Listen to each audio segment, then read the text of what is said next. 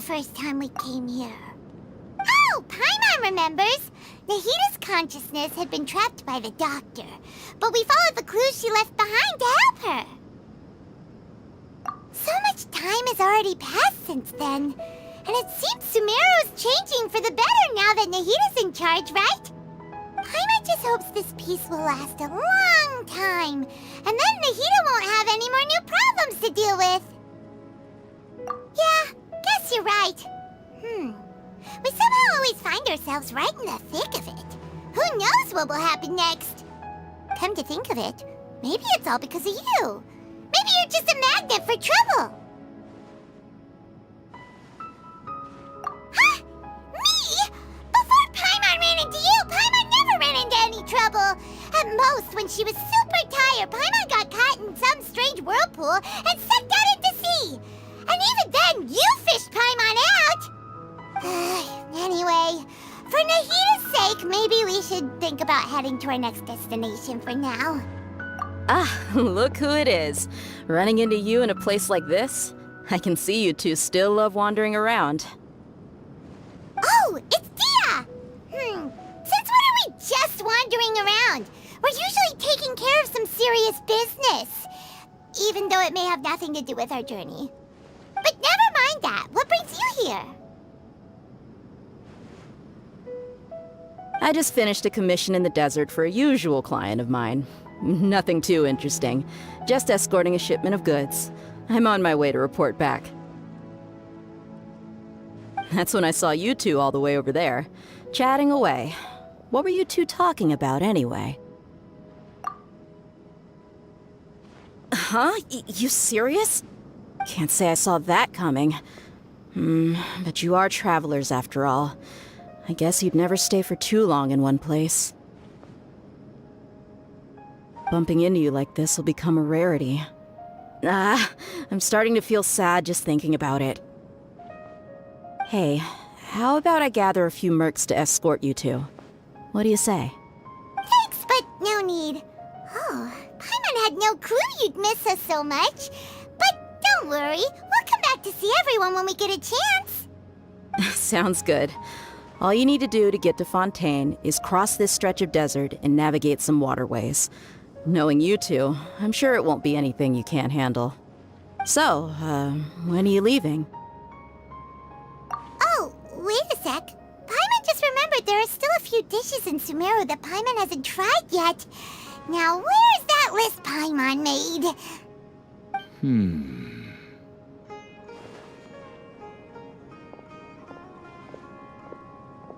I see. Guess you won't be needing a going-away party or anything. It's sad enough to see you go like this. Though, now that I think about it, Sumeru wouldn't be what it is today without you. Seems true heroes always prefer leaving quietly. By the way, should we go say bye to Nahita? Oh, good point. Then there's no need to bother her in the real world. Then, I guess this is goodbye for now, Traveler in Paimon. Whether as a client or a friend, you're always welcome to come find me. Goodbye, Dia. Bye-bye, Sumeru.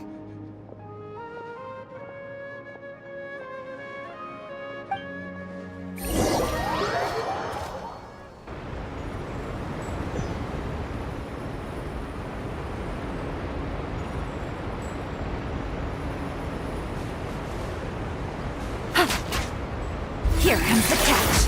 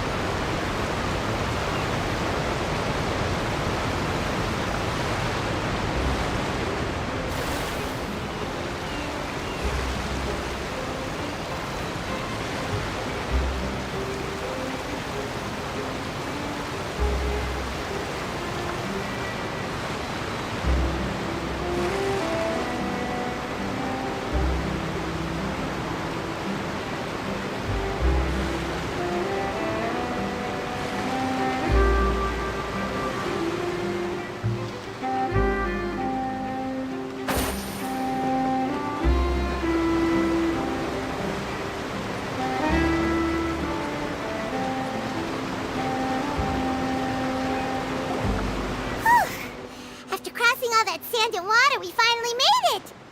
Oh, this must be Fontaine's port. Wow, everything looks so advanced in Fontaine. Paimon's heard that the industry here is extremely developed, and there are all kinds of unusual machines.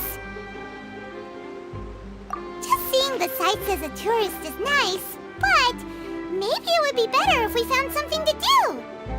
What do you think? Good idea!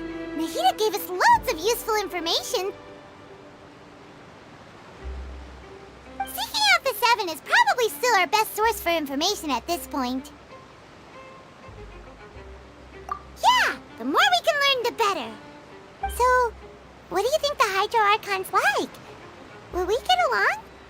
Nahida said that she has a very unique personality, whatever that means. To learn about a nation's god, start with the nation's people. There seems to be some locals talking over there.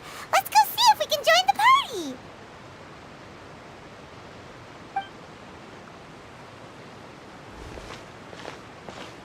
party. If you ask me, it's a tragedy how things ended for him. Clearly, he was a pretty decent person. Yeah, I didn't expect that kind of ending for him. I thought he would at least fight on a little longer for his family.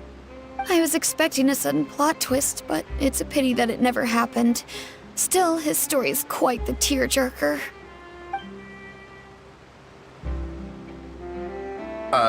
Excuse me. Can I help you too? I couldn't help but notice you standing here listening. Hi. We're travelers new to Fontaine, and we had something we wanted to ask, but you seem to be really busy talking about some kind of play, so we didn't want to interrupt. Play? Oh, no. We're talking about something that really happened. In fact, it's a case that was just heard a few days ago. Really? Like, a real trial?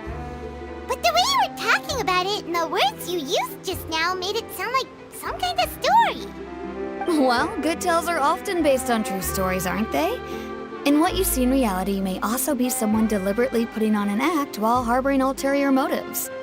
Whether something is true or not simply isn't that important. The main thing is whether the story being acted out on the stage is splendid enough. Oh, but it looks like you're not from around here. You probably don't know that the Fontaine Court of Justice is called the Opera Epiclese, or more commonly known as just the Opera House. But, shouldn't court cases be treated a little more seriously than that? Not to question Fontaine's way of doing things. It's just that putting someone on trial is usually a very serious thing. No worries. Other visitors to Fontaine have wondered the same thing. You could say that we just don't want to waste the moving stories behind those cases.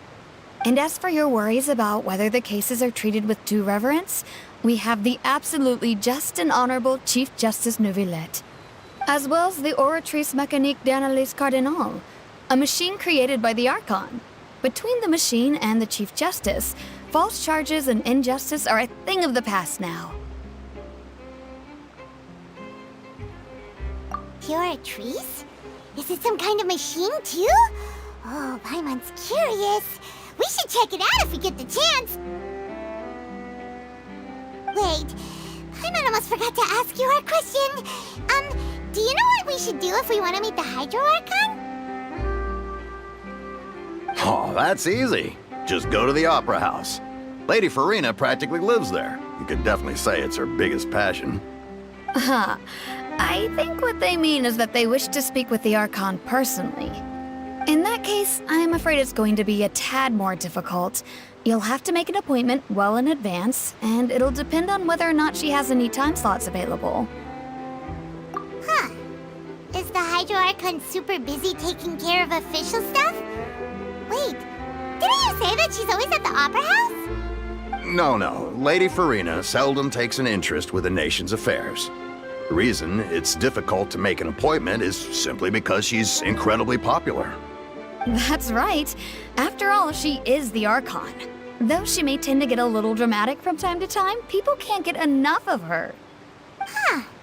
first time Paimon's ever heard of an Archon being described that way before. Wait! Paimon gets now! The Hydro Archon is kinda like a big celebrity here, right? Yeah, I suppose you could say that. Perhaps you could even say our mascot. Hang on. This is still Fontaine's Archon you're talking about. You should show some more respect. Yes, you're right. I guess I should at least try to be a little more respectful in front of visitors. Otherwise, I might get arrested and find myself face to face with Monsieur Neuvillette. Come on. Sure, there's a lot of laws here, but nobody's going to be arrested for saying something disrespectful about the Hydro Archon. Alright, I think we get it. Thank you! At least we now know that we can find the Hydro Archon at the Opera House. But who knows how long making an appointment will take? Guess we could have a look around the city in the meantime. Hey! What are you looking over there for? Huh. Maybe something's the matter. She isn't going to jump into the water, is she? Maybe we better go check on her.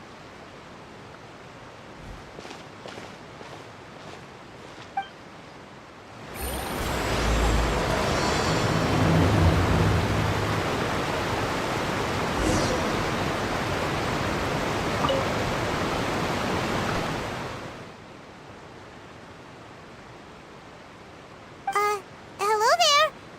Excuse me. Are you all right? Huh? I'm fine. Thanks. Oh, okay then. We just noticed that you seem to be worried about something. About many things, actually.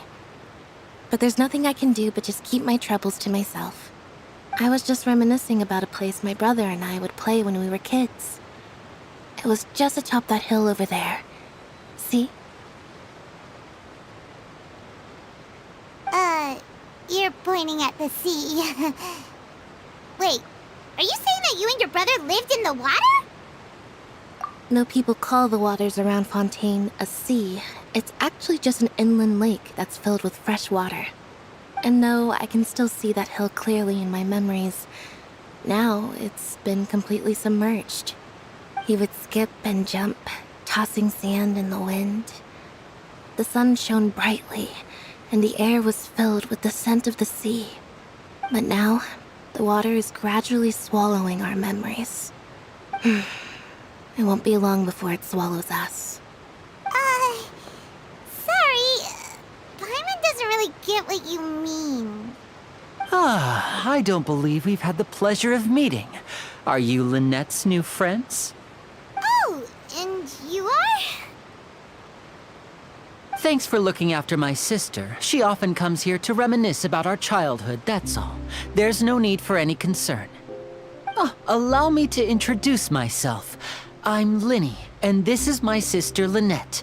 If I had to guess, I'd say you must be travelers from abroad. Nice to meet you. Paimon is Paimon, and this is the Traveler. We just arrived in Fontaine. We were just talking with your sister. Even though we didn't really get what she was saying. I see. It's unusual for Lynette to be so willing to talk with anyone. In fact, she seldom speaks at all. I'm usually the only one she ever talks to. Oh, really? Then you two are just like us. Paimon's always the one talking for some reason.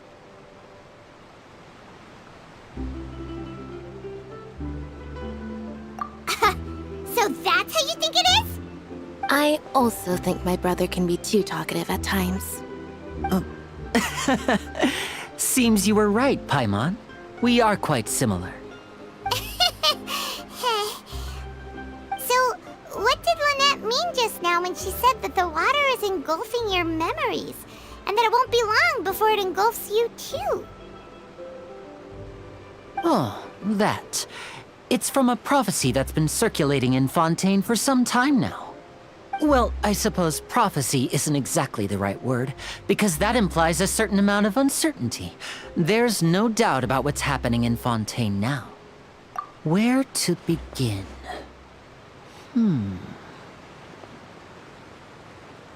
Let's put that question on hold for a moment. We still haven't formally greeted each other yet, have we? Did all the introductions earlier not count? Hello, traveler.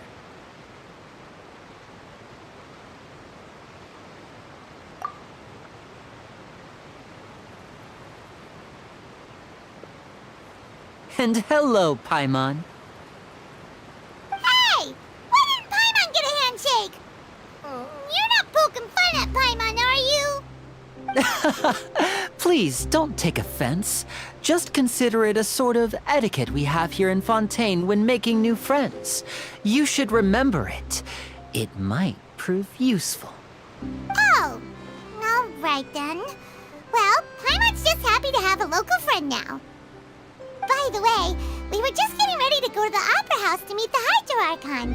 Would you be able to show us the way? So you're going to see Lady Farina? No problem at all. In fact, I was planning to go to the Opera House later myself. I'll gladly take you once I finish things here. Please, follow me.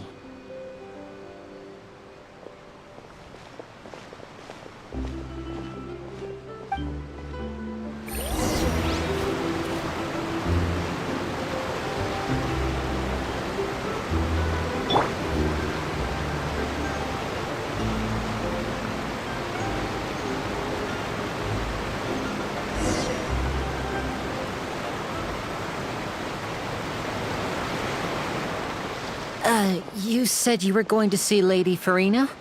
Well, it seems Lady Farina has come to see you.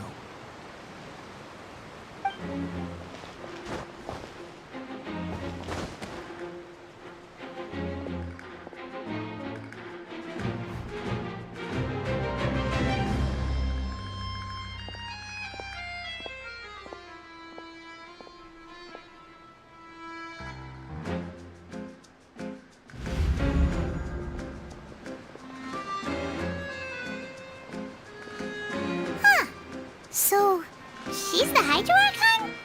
But how did she know we were looking for her? My dear people, rich and poor, those with cup in hand and those with nothing at all, raise your glasses in celebration! If you don't have one, then just raise your hand in lieu.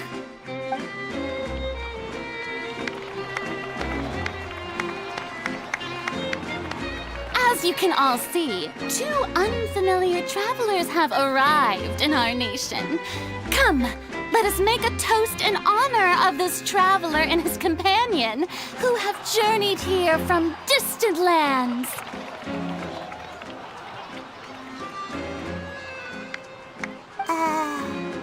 Is she talking about us?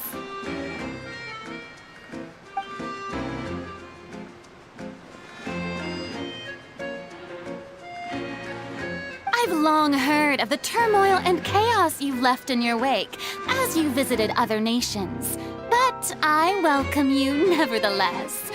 No, I have come to receive you personally. Fear is for insignificant cowards. I am a god, and I will never entertain the notion of such meaningless wariness. You can be rest assured. I see clearly your sincerity. Of course, seeking an audience with me is the most sensible thing to do. It will allow you to truly behold my power and witness my authority. Intelligent people always gather under the correct banner. I, Focalor, hereby welcome you to the nation of Hydro and acknowledge the value and significance of your trip.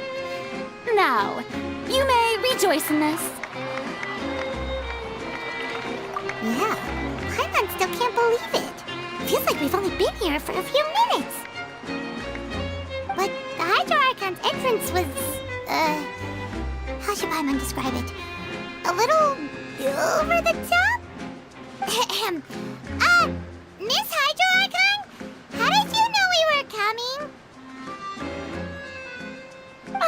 I see. As Outlanders, you inevitably lack even some of the most basic understanding. Don't forget that even the gods can be divided into the mediocre and the excellent.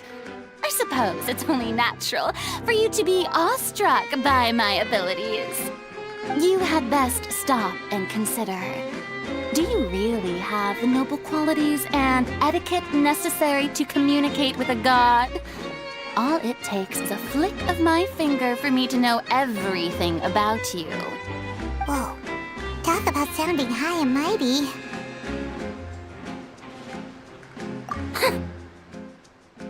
Oh? What's with these looks? Perhaps the welcoming ceremony still isn't enough? What else should I say then? Is she waiting for us to start talking? Wow, I didn't expect to see Lady Farina here. What a surprise! Wait, does this mean they're the legendary blonde traveler? How did I not notice before? Hey, what's all the commotion? Oh, is that Lady Farina? Is there some kind of drama going on? Of course. That's the blonde traveler. The one all those stories are about. Lady Farina came here to personally see him. Oh, I bet this is gonna be the duel of the century. Ooh, I've got to see this. I knew Lady Farina would never disappoint.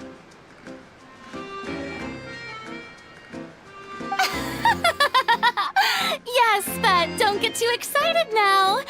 My dear believers and spectators alike tend to get quite rowdy, and despite the noise, I've come to tolerate all their ruckus.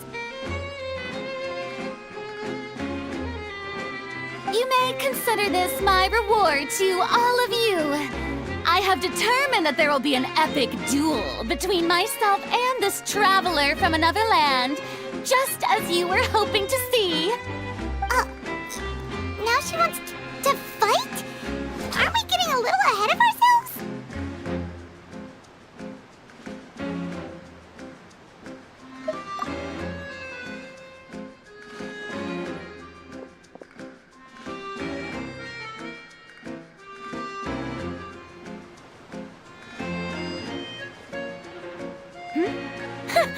Are you not afraid? Might I remind you that this is a duel against the divine? What are you trying to do, traveler? Provoking a god in front of her people? Stand down, Clorend. I admire his bravery. Few have the courage to draw their sword against a god. He is obviously a true warrior. Unfortunately, people nowadays only crave to be thrilled, and a mere duel will not slake their thirst for excitement. Oh, yeah, she's right. Just a duel wouldn't be all that interesting. On Araneus, criminals are always requesting duels to defend their honor. They're getting a bit old, to tell the truth. You see. Then, as the god of justice, I shall face this traveler in another kind of duel. A duel in court! All right! Now that'll be worth seeing! Right. This is Fontaine, after all. Such a grand opera house, it would be a pity not to use it.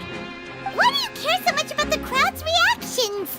Seems you've spent a little too much time in the opera house. Besides, how exactly do you plan to have a duel in court? You mean you're going to put us on trial? Oh, we have reason to put you on trial. It's obvious, isn't it? According to Fontaine law, no one is permitted to release any flying objects within Fontaine city limits during the first 3 days of each month. You are clearly guilty of violating this law, no?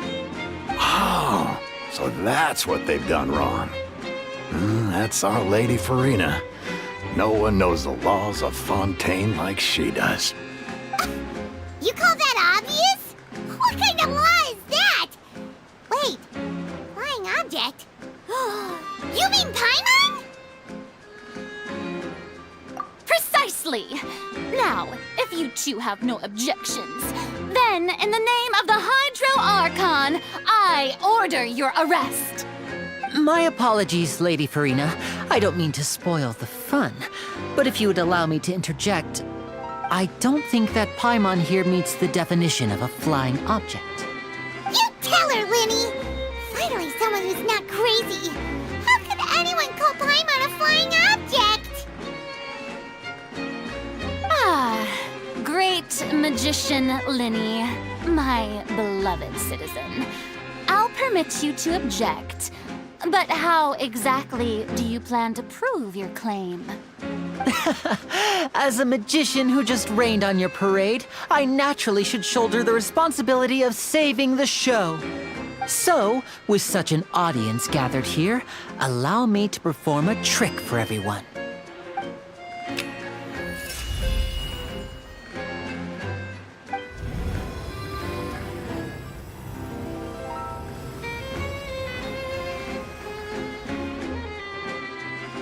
Ta-da! What's that on Paimon's back? Hey, when did you do that?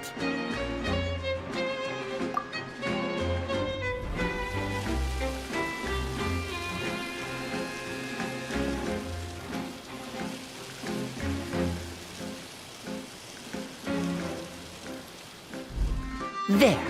As you can all clearly see, Paimon should be classified as, well, something like a balloon. This rope has been in the Traveler's hand all along. It was just that no one could see it before. Huh? You call that magic? You've got to be joking. I thought it was pretty good. Nice one. Huh. I'm not sure what to think. It seems Lady Farina's charges no longer hold water.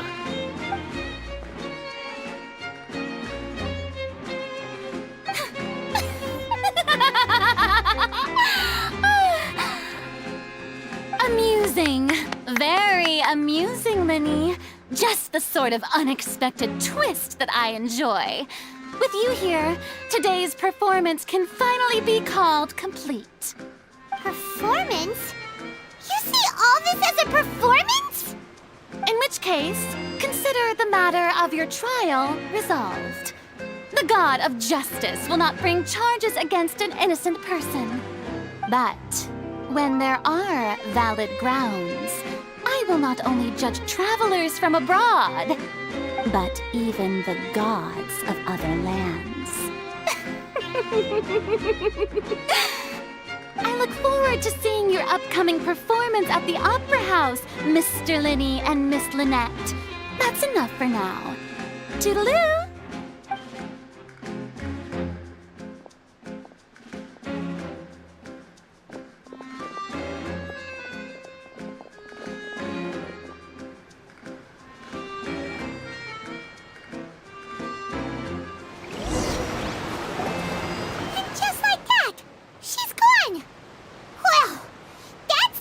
Unpredictable Archon Paimon's ever seen. We never even had a chance to ask her anything. But that's a problem for future Paimon. That whole scene just now was really... Don't mention it. I just happened to remember that there was such a law, so I did a little preparation, just in case. I didn't think it would actually come in handy. So, now do you see what kind of god Lady Farina is? She can be a bit confusing at times, but she is still amenable to reason. Anyway, Paimon had no idea you were a magician, Linny. It sounded like you'll be performing at the Opera House, right? I just know a few simple tricks I use to make a living. Lynette is my assistant. It will actually be my first time performing on the most prestigious stage in Fontaine, the Opera House. But isn't the Opera House where criminal trials are held in Fontaine? When there are no public trials being held, the Opera House hosts a variety of other performances. To the people of Fontaine, the line between a trial and a performance can be a little blurred. And speaking of performances, I would be remiss to forego this opportunity gifted by fate. Might I invite the two of you to see my performance? My brother's always excited to make new friends. Oh, sure. We don't really have anything to do now, and we wanted to go to the Opera House anyway. Splendid. In that case, why don't we go together? I'll show you the way. I just have something to take care of first. Oh, you really mean it? Then I'll take you up on your offer. This is a magical item known as a magic pocket. Perhaps you can help me distribute them to the people here. Huh? What are they going to use it for?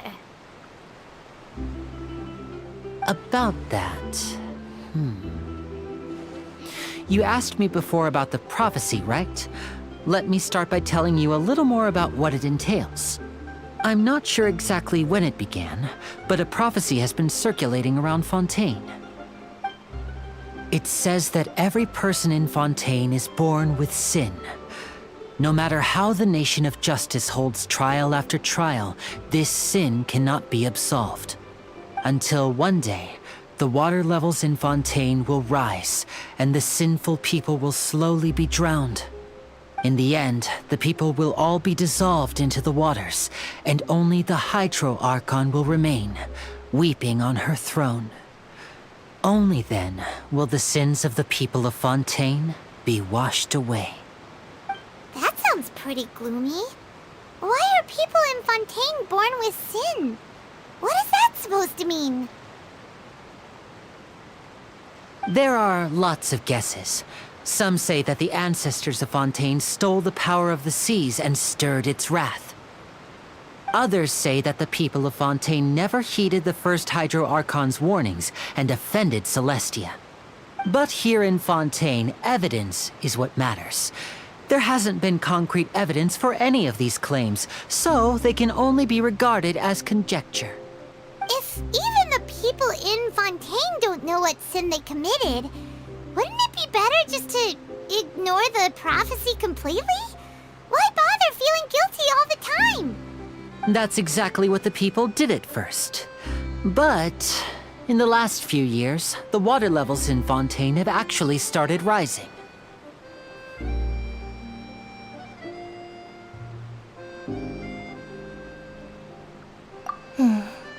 Many places have already been completely submerged, and now lie beneath the sea.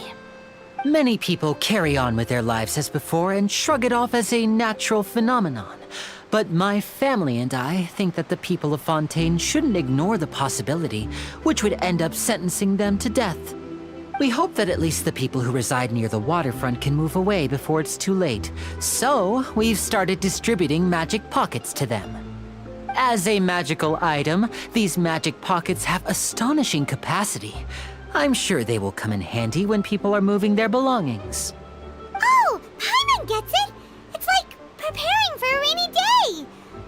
But this is more than a bit of rain.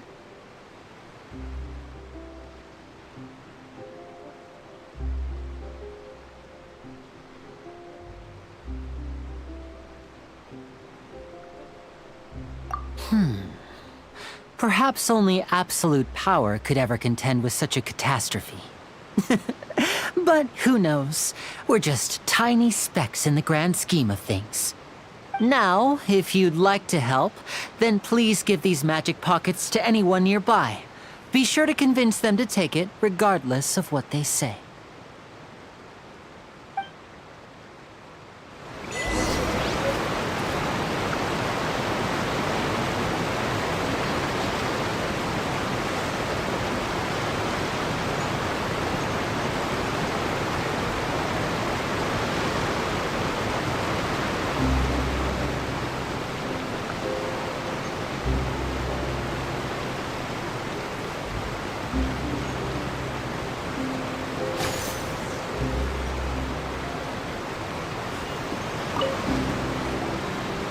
So you're the blonde traveler that everyone's been talking about. My apologies for not recognizing you earlier.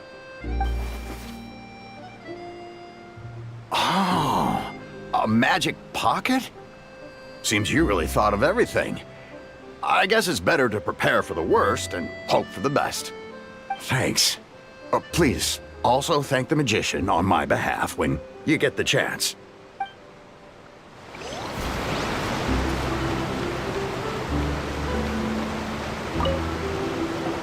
What's this?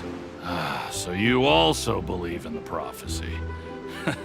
Keep it. I won't have any use for it. What? You mean you don't believe in the prophecy? No, I believe in the prophecy. But I also believe in another story. The story says that people once lived in the ocean. They were one with the ocean and couldn't live apart from it. But as time wore on, people desired to live on land and developed blood vessels, encapsulating the sea within their bodies. Thus could people set foot on land. So, if you ask me, when the water rises and takes us all, it'll be like we're going home. Oh, we hadn't heard that one before. But people can't live underwater. They'll die. You should probably still take it. All right, I'll take it. I guess I just feel that being dissolved into the water doesn't necessarily mean death.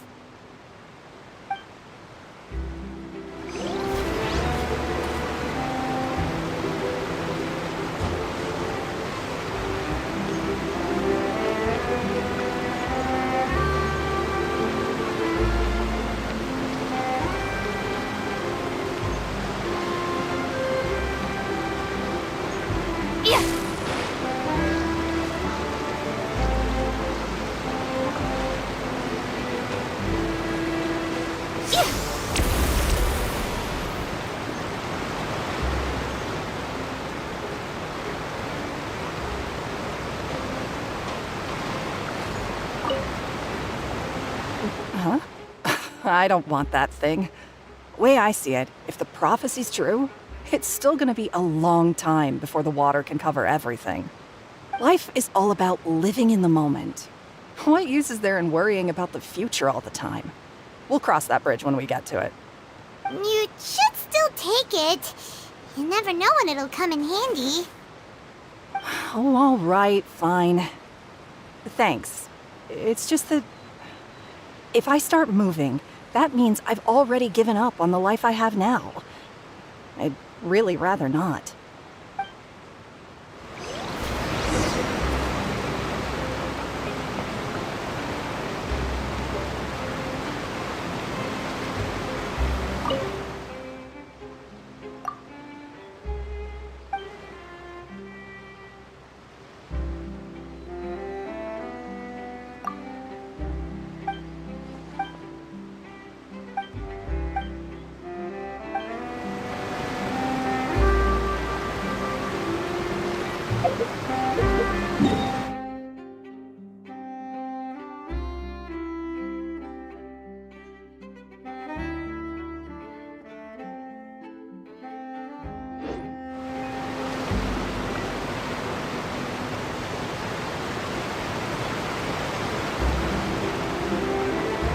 Oh? You already handed out all of the magic pockets? That was fast. So, what did people have to say? I bet you yes, but that will change once disaster strikes. I know they'll change their minds, so it's only right to help them prepare. Is there anything else you need to do before we leave? Yes, one last thing. I have the magic pockets made by a workshop in the court of Fontaine. Since we're out and about, I was thinking about bringing him some more materials. So, you want to collect materials? Just tell us what the materials look like and we'll help. Many hands make light work. Oh, that would be much appreciated. We'll need some Romaritime flowers. I remember seeing them near the waterfront on the east side of the harbor.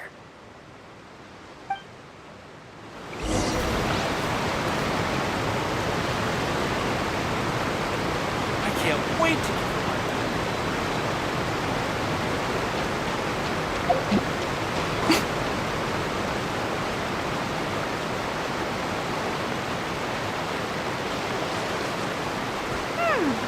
It we have to use Hydro to collect for maritime flowers.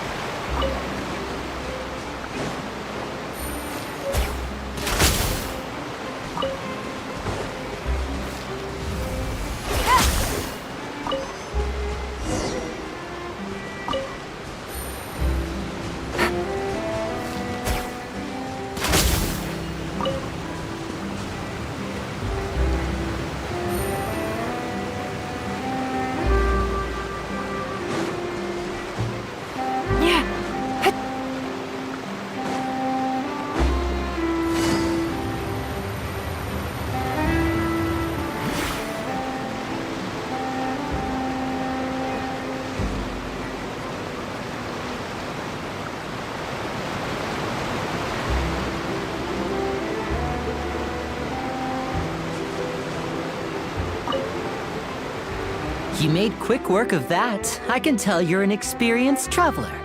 I've also finished collecting a few here. Maybe next time you'll feel like helping too, Lynette. No way. I'm in power-saving mode today. Otherwise, I fear I may not have any energy left for the performance at the Opera House. Fine. Though the performance is still a long way off. Now that we're finished here, we should get ready to head back to the Court of Fontaine. So, we're going to the Court of Fontaine before we head to the Opera House? Good. Paimon wants a tour of Fontaine's largest city and try...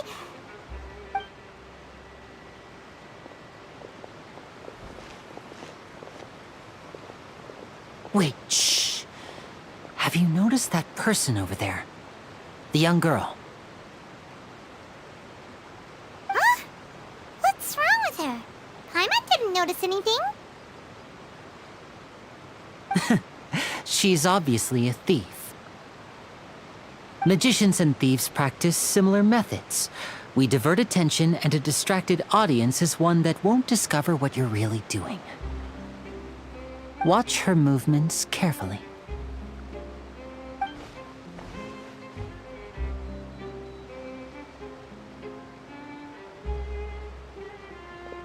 Oh, he's right! Shh! Keep your voice down. We need to think of a way to catch her, but it seems she's very alert. Perhaps we should split up. You two can ride the lift over there and wait up top. I bet that'll be her escape route if she tries to run. All right, let's go.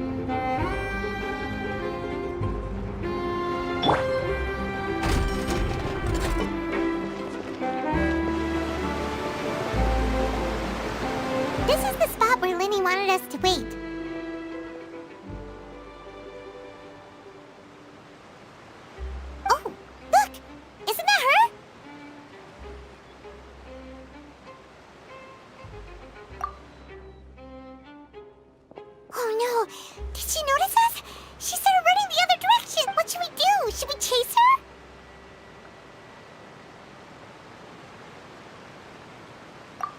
You're right. She might also be trying to lure us away. Nothing's happened for a while now. Paimon wonders if Linny caught the thief. Yeah, let's go.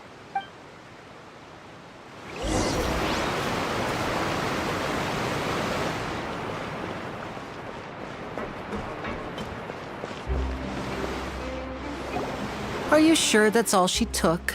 You should check to make sure you're not missing anything else. No, that was all. Oh, I can't thank you enough. I didn't notice a thing earlier. Anyway, I should be going now. Thanks again. Oh, were you returning what the thief had stolen? That's right. Pity I wasn't able to catch her. She distracted me by dropping the thing she stole on the ground. By the time I looked back, she was already gone. I saw the general direction she went, but Linny twisted his ankle, and I needed to make sure he was okay. Oh, did you get hurt, Linny? I'll be all right. It's just a twisted ankle, that's all. In fact, it's feeling better already. If you want to play at being a hero, at least try not to get hurt doing it. Imagine what would happen if you managed to derail our performance as a result. You're right. Sorry, Lynette. I have to admit that the thief was even more skilled than I had anticipated. But at least we were able to get the stolen items back, so it wasn't a complete failure. What a slippery little thief. Guess things turned out all right in the end, though. Linny's initiative paid off. All right, let's put this little detour behind us. We should go to the Court of Fontaine now.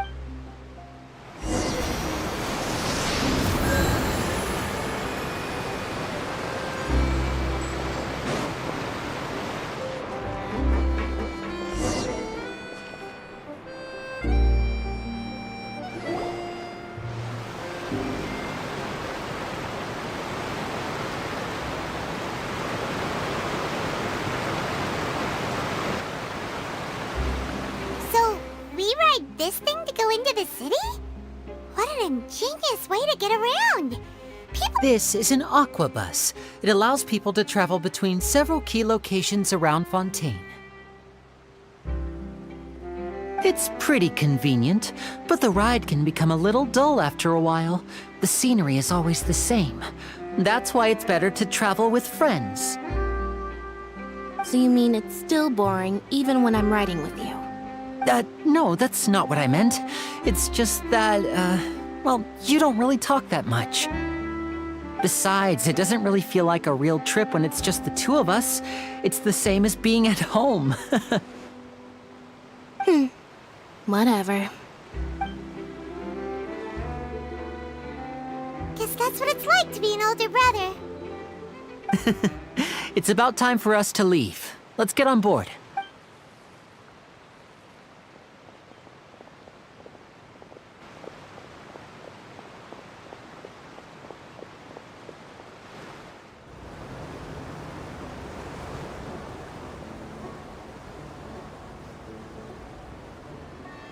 Huh?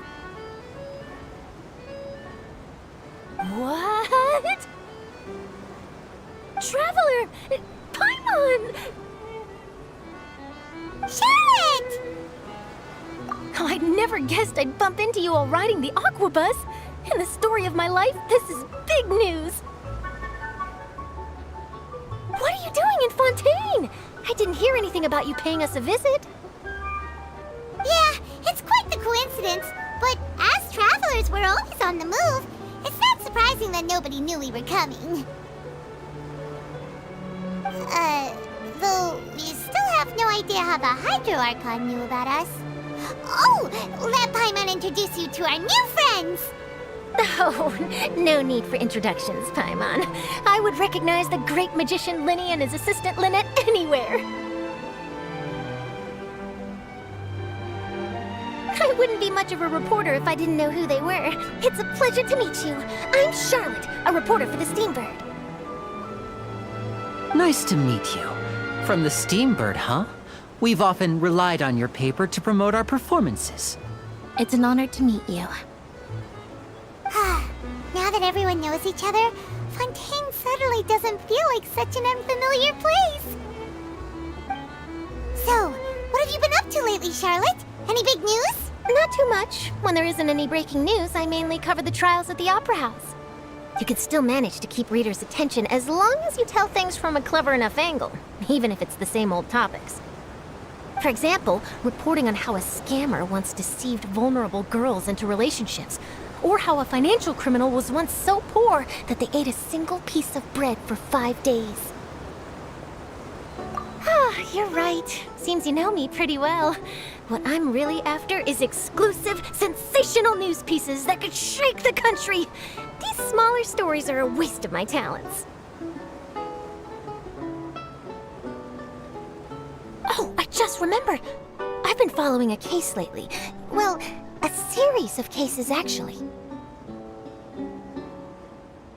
You mean the serial disappearances of young women case? That's right! These stories are the talk of the town right now, and it's probably the most mysterious case we've ever seen. If I'm the first with a draft ready to publish when the case is finally cracked, and it's the headline story in the Steambird, oh, when that happens, I bet all the other reporters will shed tears of envy. I've already gathered all kinds of materials. I just can't wait for the truth to be revealed. So, what is the serial disappearances of young women case? You mean the culprit hasn't been found? That's right. The first missing girl case happened almost 20 years ago. And ever since, after a period of time, another girl disappears. What the cases have in common is that the girls are all of a similar age, and that they've all vanished without a trace. But the scariest part is that to this day, none of the girls have ever been found. Many suspects have been arrested over the years in connection with this case, but shortly after each arrest, another disappearance would always happen. Yes, it's possible. But either way, I believe that every case has some precise truth behind it, waiting to be exposed. Yes, I agree. And at the very least, the family of those missing girls deserves some sort of explanation. I just imagined for a second what I would do if Lynette were to suddenly disappear. I'd pay any price to get her back, and then find a way to track down the culprit. Please don't imagine that, Linny.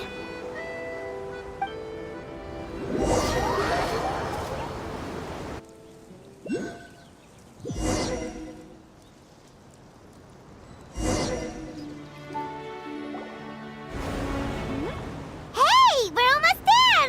Look!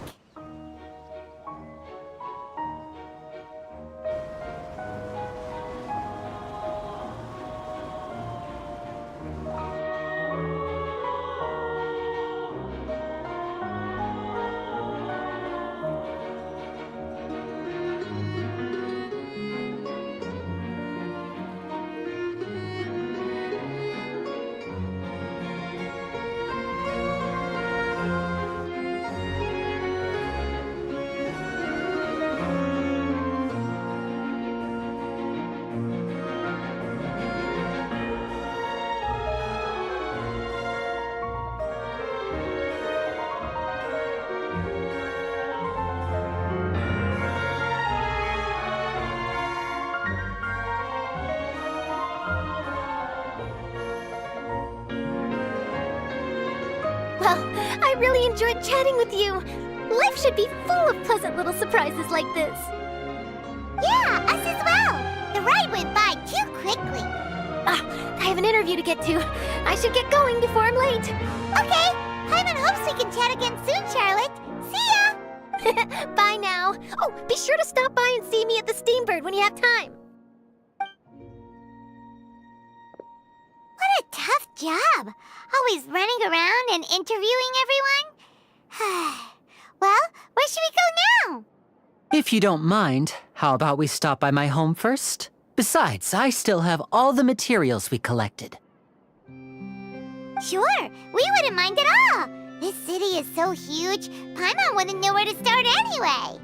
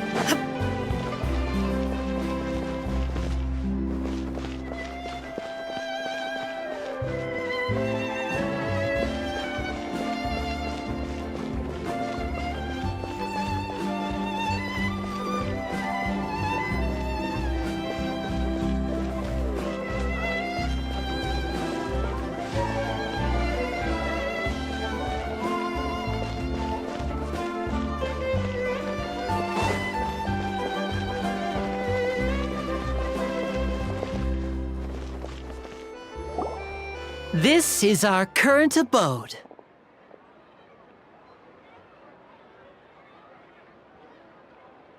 Ah, Fremine, you're home. Where did everyone else go? I have some new friends that I would like to introduce. Oh, they all just went out a moment ago. I see. Everyone is getting busier now that Father will be returning soon. I suppose that can't be helped. Allow me to introduce you to my little brother, Fremine. He is a phenomenal diver. Hello. Nice to meet you! Paimon is Paimon, and this is the Traveler!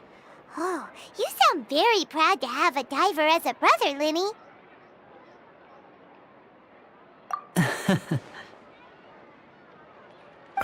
Linny, could you come here for a moment? What is it, Fremine?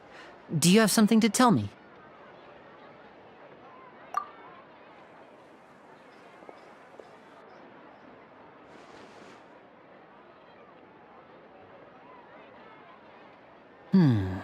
Okay, I see. Is everything all right? Oh, it's nothing. We were just discussing a little housework. Sorry for the interruption. Oh, before I forget, the Traveler and I collected more materials to make magic pockets. Were you able to get any, Fremine? Yes, I went diving and gathered lots of materials. I was about to give them to you. That's our Fremine, always quick with the underwater work. All right, I'll take these to the workshop.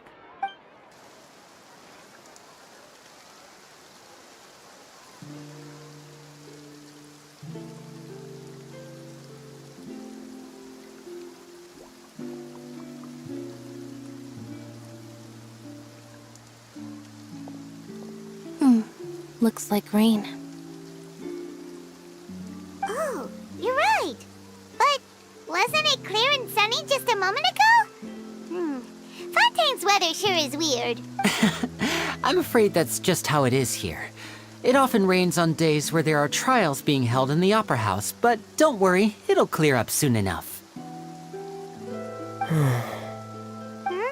What's wrong, Fremine? There's a legend about the rain that I tend to believe. It's said that a dragon of water once resided in Fontaine. Though we don't know where the dragon went, every time it weeps, the skies will cloud up and pour out rain. When I was a child, my mother told me that if I wanted to go outside and play, I should yell toward the sky at the top of my lungs. Hydro Dragon! Hydro Dragon! Don't cry! If it's an elemental dragon, then having the power to make it rain wouldn't be very unusual. Let Paimon try something. Hydro Dragon, don't cry!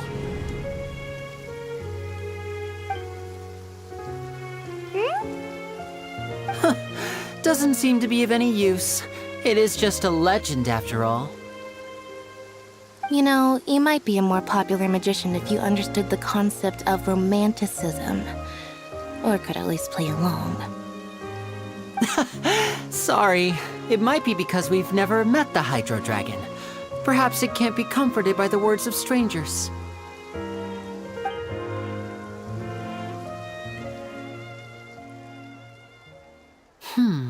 It rained for longer than I suspected. Oh, it's already getting late. Was there something you needed to do, Linny? Yeah, some preparations for the show at the Opera House. I need to find a way to catch the last aqua bus of the day. On the day of the performance, just ride the aqua bus to the island of Araneus. I'll have Lynette meet you at the fountain in front of the Opera House. Oh, are you leaving now? What is it, Fremine? I'm in a hurry. Oh, I get it. You feel nervous delivering the materials for the magic pockets, is that it? Perhaps we could trouble the Traveler to help us take these materials to the Beaumont workshop and deliver them to the owner there? I'm afraid that Fremine can be quite introverted, And the boss there tends to be pretty talkative. Fremine has always been a little afraid of her. No trouble at all. Don't worry, we're on the case. Sorry for the inconvenience. I'm quite useless when it comes to such tasks. I'll think of a way to make it up to you. Oh, no need. This will be a walk in the park for us.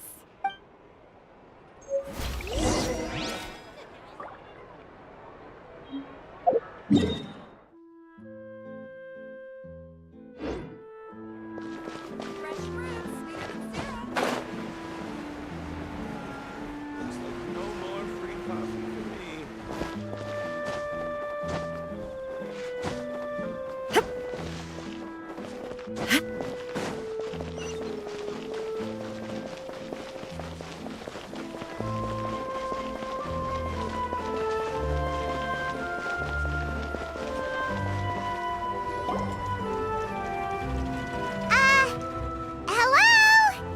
Is there anyone here? Oh, hello there. New customers? Looking to buy, or do you need something made? Or perhaps you're just looking for a chat with me. Oh no, we're just here to deliver some materials. Here they are.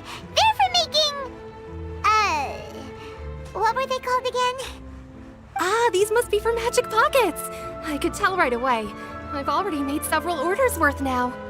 No need. They've already prepaid several batches worth. When they told me what they'd be using them for, I even offered them a discount. But they insisted on paying the full amount, saying that I had a business to run. It seems both their hearts and their pockets are made of gold. Whoa.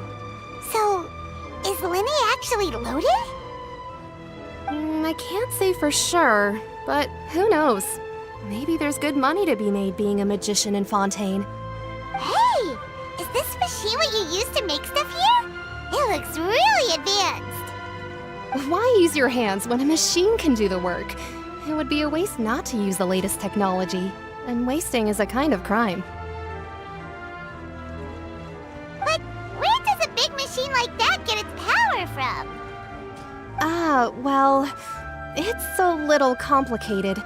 I'm not sure I can put it in layman's terms for you. But basically, everything we usually use here in the city is powered by indemnitium. It's a type of energy that's produced from trials. Huh? How can trials produce energy? Well, I'm not completely sure of all the details myself, but basically,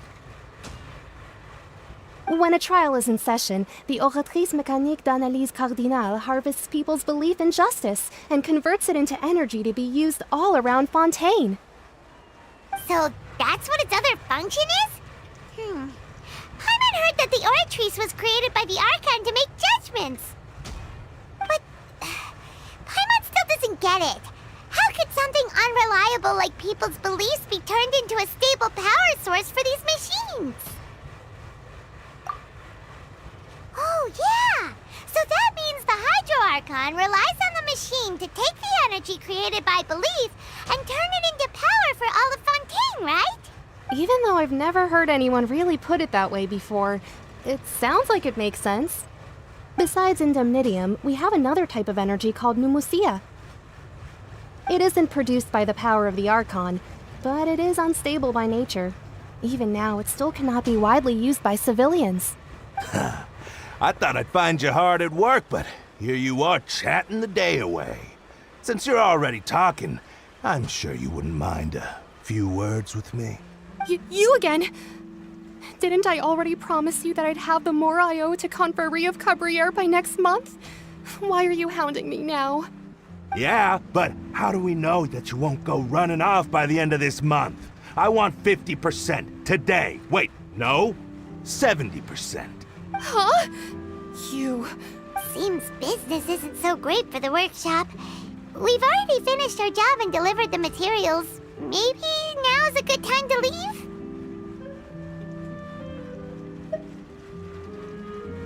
Hey, hold on! Before you go around trying to collect payments, why don't you settle your own debts first? If Confrérie of Cabriere wants to poach clients from Northland Bank, that's fine. But I'm afraid you still owe the bank a hefty sum of mora. So why don't we work things out between us first, before you get back to your little conversation here? You're from Northland Bank. But we said we'll pay everything we owe next month. Why are you hounding me now? Traveler, Paimon! I didn't think I'd run into you here in Fontaine. What are the chances? We're surprised to see you too! What are you doing here in Fontaine? You didn't want to stay in Snezhnaya? Long story short, I've already been in Fontaine for some time now, and honestly, things have been pretty boring. But it seems that fate brought our paths together today. Not only will I have some good friends here now, but ones who always seem to find trouble. Either way you look at it, it seems things are going to get a lot more interesting now. Pretty sure we'd want to avoid anything that you'd find interesting. Besides, our trip here has gone pretty well so far. Right, Traveler? Hey, you! Northland Bank boy. Aren't you forgetting something? Don't interrupt. It's not often I run into the Traveler like this. Why don't you wait for me over there for a while? You kidding? Aren't you the one looking for us? You really expect us to sit and twiddle our thumbs while you catch up with your friends? Listen to me, boy. If you want your Mora, fine. Why don't you come and take it? Hey, I just said not to interrupt. Oh, by the way, Traveler, the last time I took Tonya and Tusser ice fishing, Tusser said... Hey! That's way over the line! All right, boys! Let's see who has to pay up now! Can you at least let me finish one sentence? Fine. Though the bank told me not to get rough with our clients, you're the ones who started it. This is an act of self-defense. You two will have to be my witnesses, okay? I'm sure this won't take long.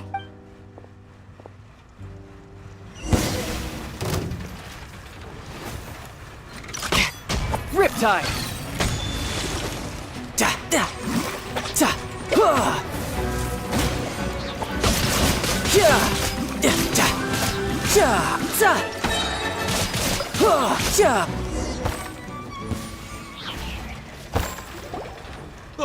What's your deal, Brad?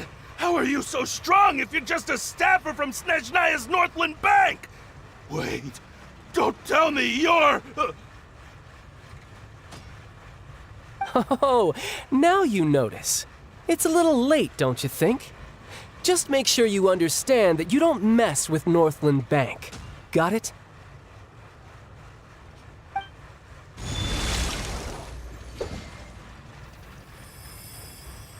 Huh? Now's my chance!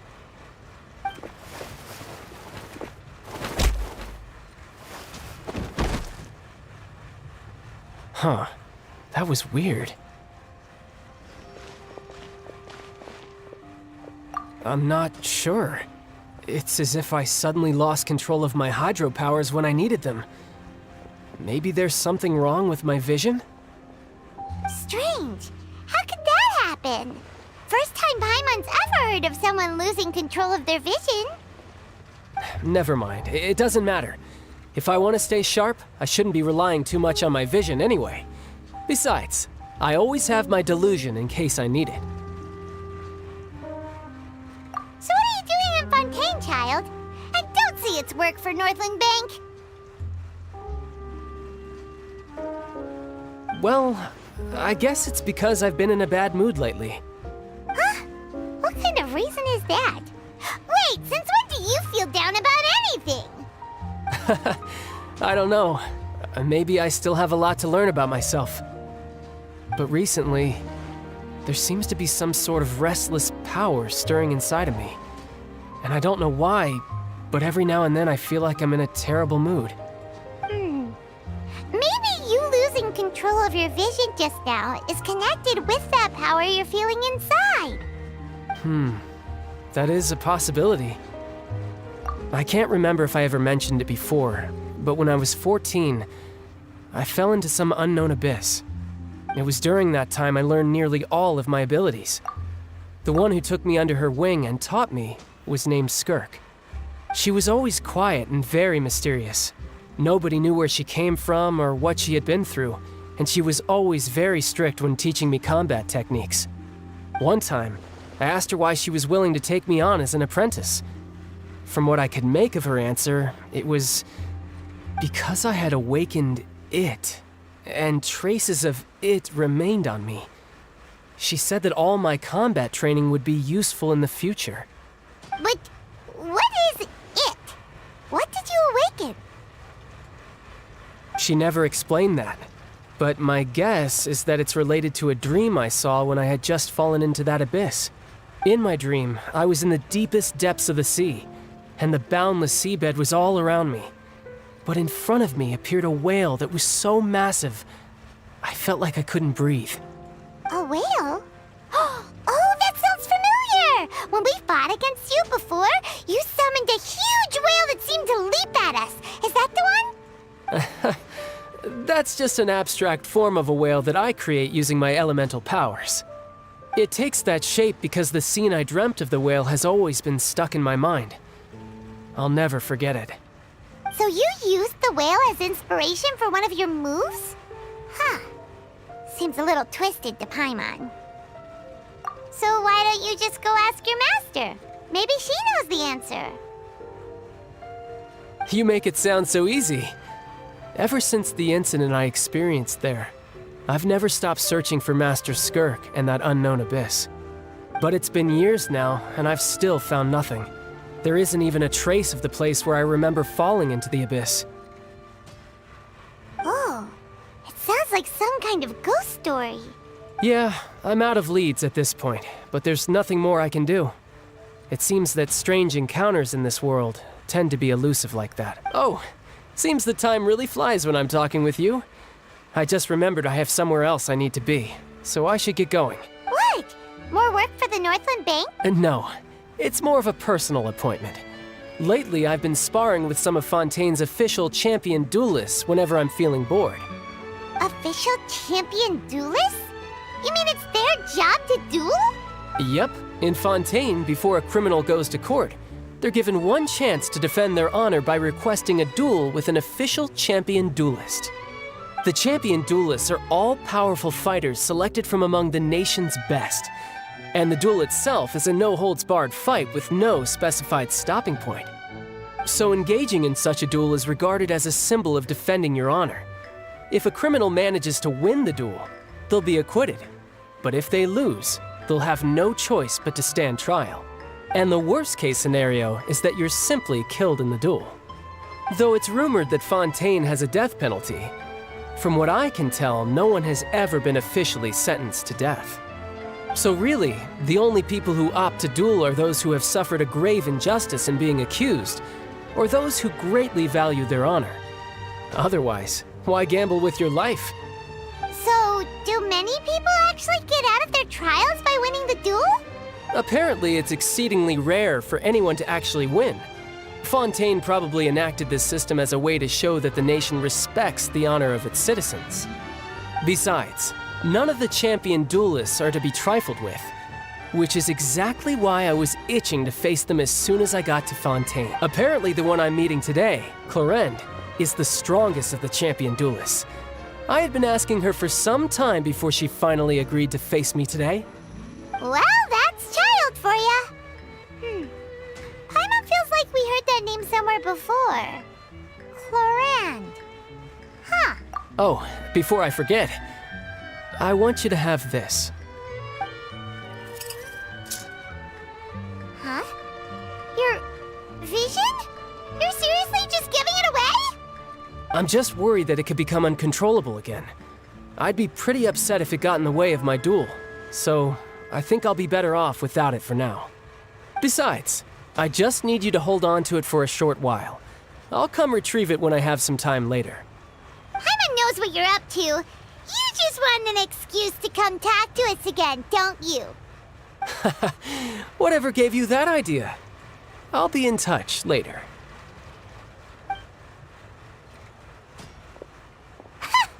That sneaky guy. He said he's been feeling down lately, but he seemed the same as ever to Paimon. Well, Since we don't have much to do for now, we might as well walk around and see the city before Lenny's performance.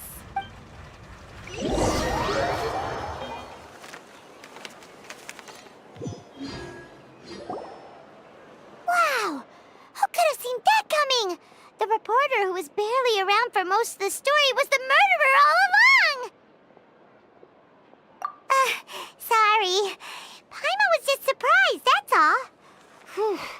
Paimon never saw that twist coming. The murder mystery novels here are amazing. The whodunits here in Fontaine are a lot different than the light novels you see from Yai Publishing House. Both have their merits, but Paimon thinks this style of novels are more, well, novel. It's so exciting to reach the moment when the mystery is uncovered, especially in the one Paimon was just reading. You should buy a copy and read it too. Oh, sorry about that. Paimon will be more careful next time. Hey, shouldn't we be heading to the Opera House to see Linny's performance soon? It's almost time for the show to start, so we should get going. Linny said that the Opera House is on Aranias, so let's go ride the Aqua Bus.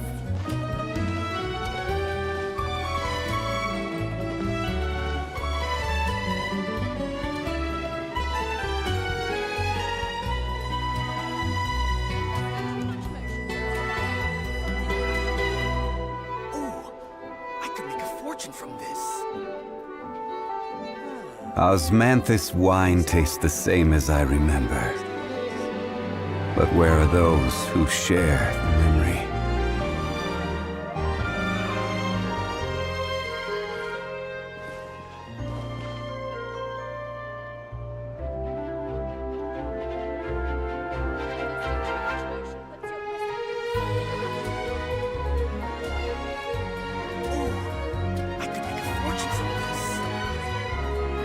Boats are made for transferring commodities back and forth, and those that come across Lior tend to stay a while, so it is where many things come to settle. Osmanthus wine tastes the same as I remember, but where are those who share the memory?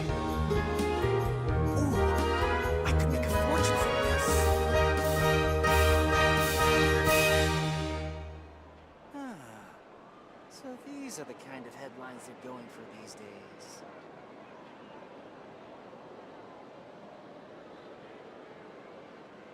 Investing too much emotion puts you at risk of doing something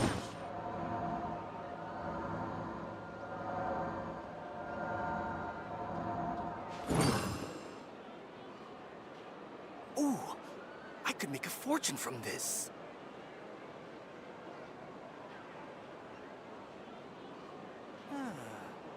So these are the kind of headlines they're going for these days. Investing too much emotion puts you at risk of... Osmanthus wine tastes the same as I remember.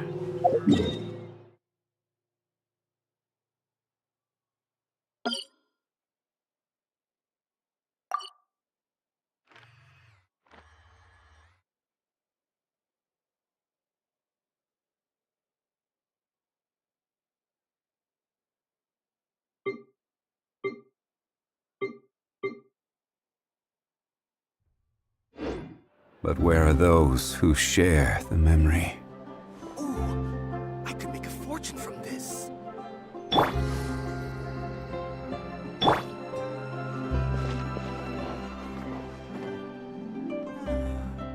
So these are the kind of headlines they're going for these days.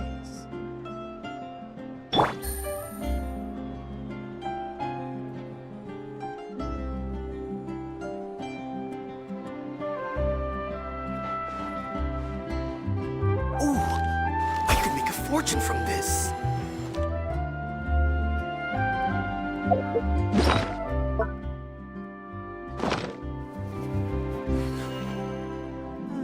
Investing too much emotion. These are the kind of headlines something around these days.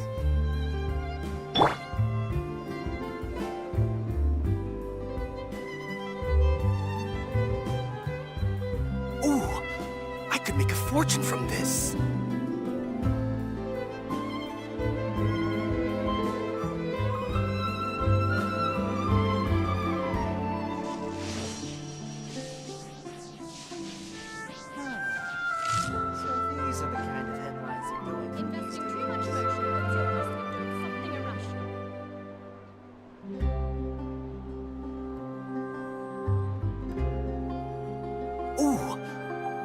fortune from this.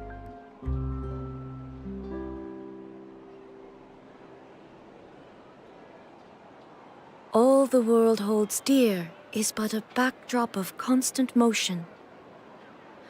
I stand before it, alone and unchanging. Investing too much emotion puts you at risk of doing something irrational. Ooh, I could make a fortune from this.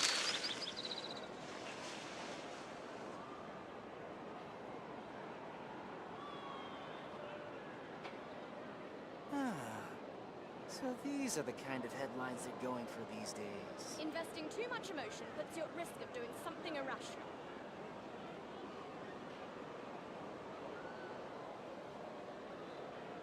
The world remains constant over the centuries. But human life is like the dew at dawn, or a bubble rising through water. Transitory.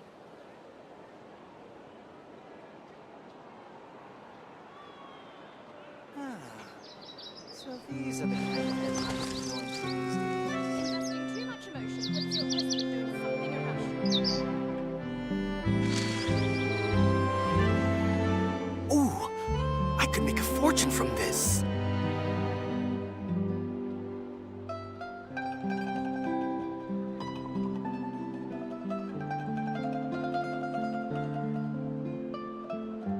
All the world holds dear is but a backdrop of constant motion. I stand before it, alone and unchanging. Ooh, I could make a fortune from this.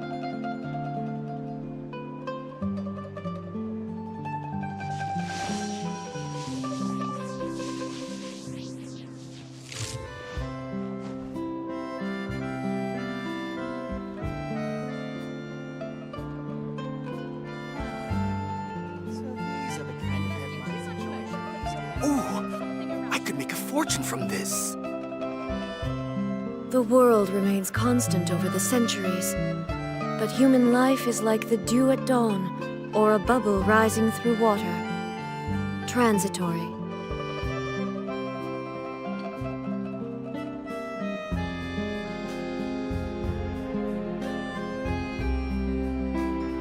Ooh, I could make a fortune from this.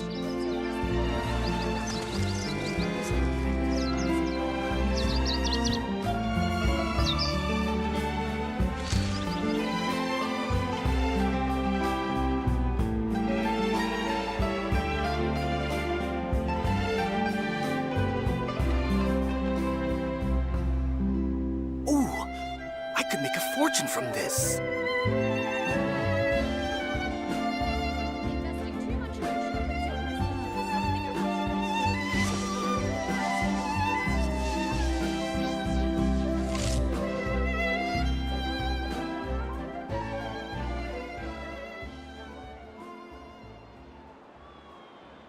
Ooh, I could make a fortune from this.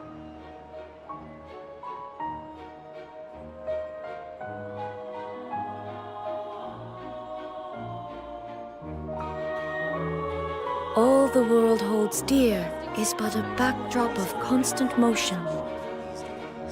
I stand before it, alone and unchanging. Ooh, I could make a fortune from this.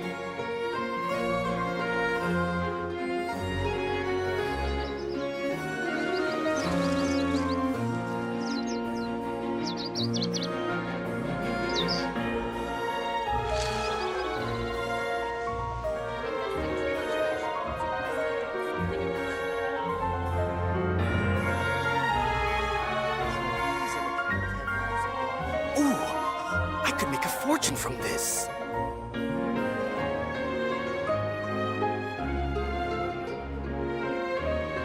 The world remains constant over the centuries, but human life is like the dew at dawn, or a bubble rising through water. Transitory. Ooh, I could make a fortune from this. So these are the kind of headlines they're going for these days.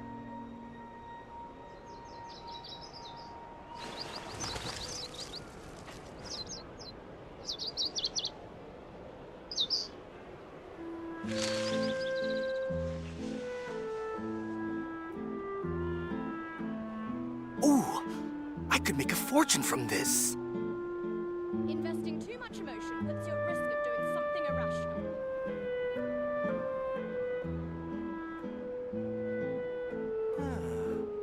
So these are the kind of headlines they're going for these days.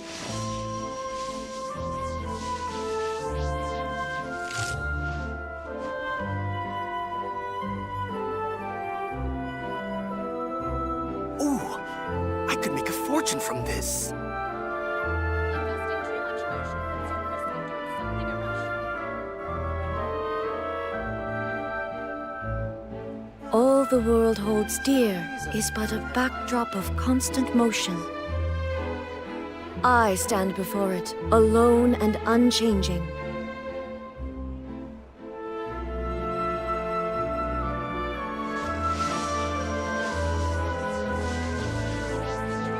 Ooh, I could make a fortune from this.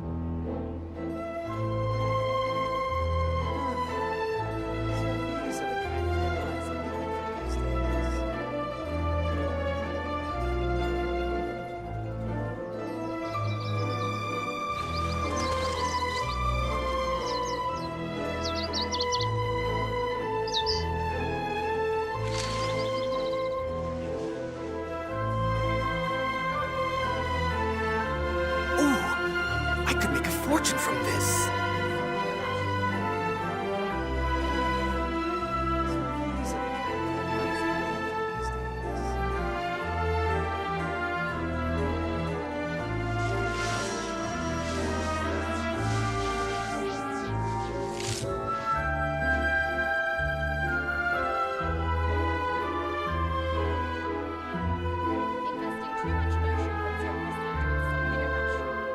Ooh, I could make a fortune from this. The world remains constant over the centuries, but human life is like the dew at dawn, or a bubble rising through water. Transitory.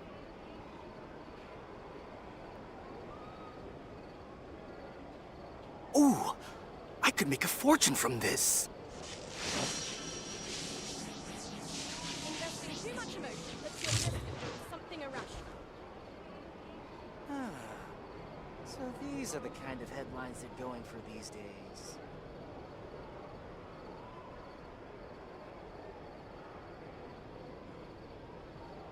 Ooh, I could make a fortune from this.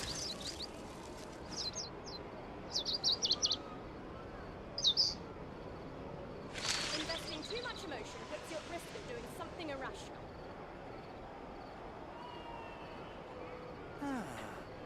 So these are the kind of headlines they're going for these days. Ooh, I could make a fortune from this.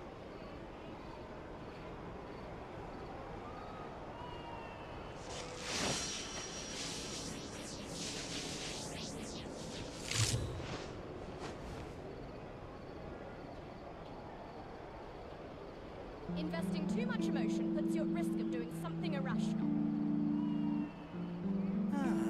Ooh, I could make a fortune from this.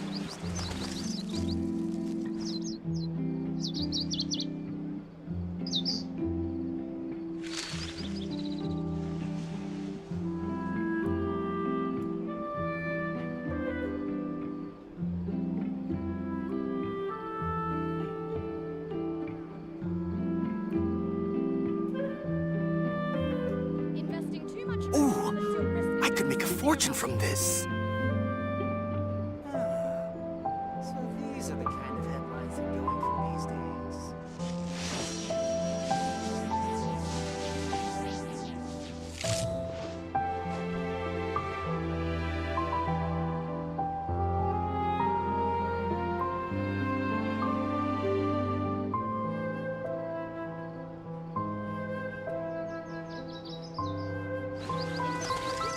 Ooh, I could make a fortune from this. So these are the kind of headlines they're going for these days.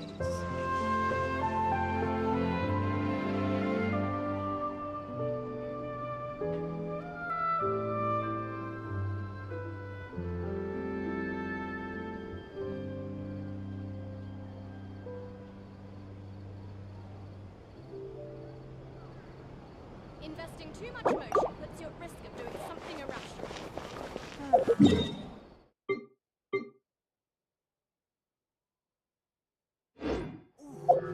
I could make a fortune.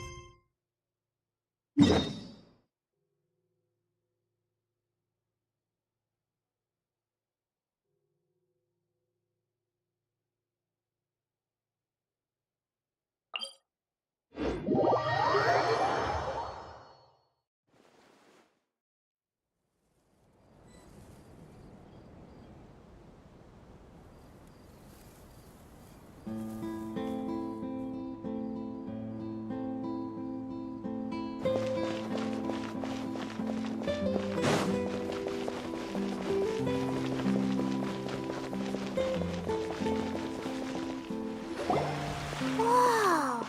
Now this is fancy! The Opera Epiclese. What a place to hold a performance! No wonder Linny and Lynette were looking forward to it. Huh. Looks like there's a lot of people standing around the fountain up ahead. Oh, Archon, please bless us with a bright and healthy child. We pray. I don't know why you always feel the need to ask so much. I'll be happy as long as our child is healthy and lives a peaceful life. I guess if they're our kid, then there's no doubt they'll turn out smart. Maybe this is one of the customs in Fontaine. There sure are a lot of couples here. Vache. What's wrong? Vache. Vache. No, Paimon didn't say anything. Are you hearing things? Welcome to the Fountain of Lucine. All the water flowing through Fontaine converges here. It's customary for newlyweds to come here and wish for children. Ah! Lynette! You scared Paimon! When did you get here? Lenny asked me to wait here for you, remember? Right. What do you mean? There are a lot of people here right now. Hey, you're not trying to scare Paimon, are you? Besides, it's the middle of the day. It's not the time for eerie things. I see. I might be able to tell you something that could help explain the voice you heard. In fact, you might not be imagining things at all. I suspect that what you heard is a result of your hypersensitivity to the hydro element. Others in my family have had similar experiences. It's because of his sensitivity to the hydro element? But what would hearing a voice have to do with elemental power? When do you cry, Paimon? Wait, what? What does that have to do with anything? Just answer me. When do you cry? When Paimon's really sad? Oh, and when Paimon's super happy. Oh, and also when Paimon's really, really scared. Then you should understand that tears contain your most intense emotions. Like I just mentioned, the Fountain of Lucine is where all the flowing water in Fontaine converges.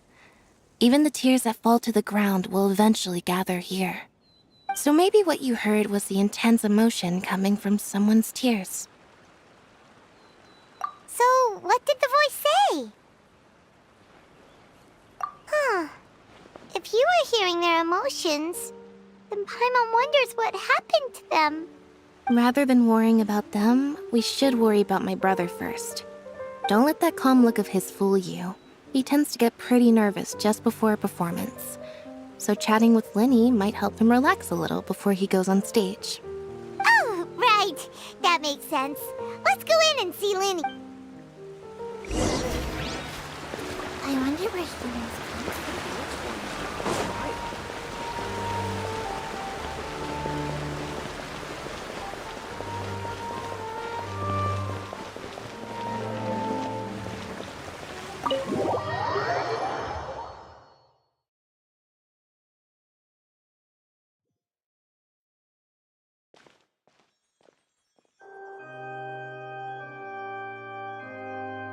Traveler and Paimon, good to see you. I knew you two would come. Are you kidding? We would to it.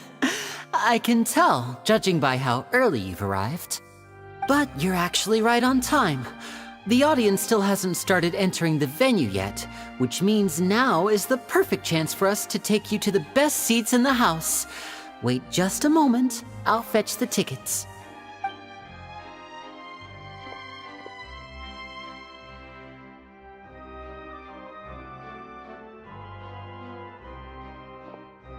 The Opera House has assigned seating, so you always have to make reservations. I've already reserved your seats, and here are your tickets. Ooh, front row seats! Thanks, Linny! Don't mention it. There's no need to keep thanking me. Hey, Linny! Could you come over here and take a look at this? Oh, I'll be right there. Seems there's an issue with the stage props over there. That's Cal, my assistant, calling me. I'll go lend him a hand. Yeah, we'll just go to our seats. You go ahead, Linny.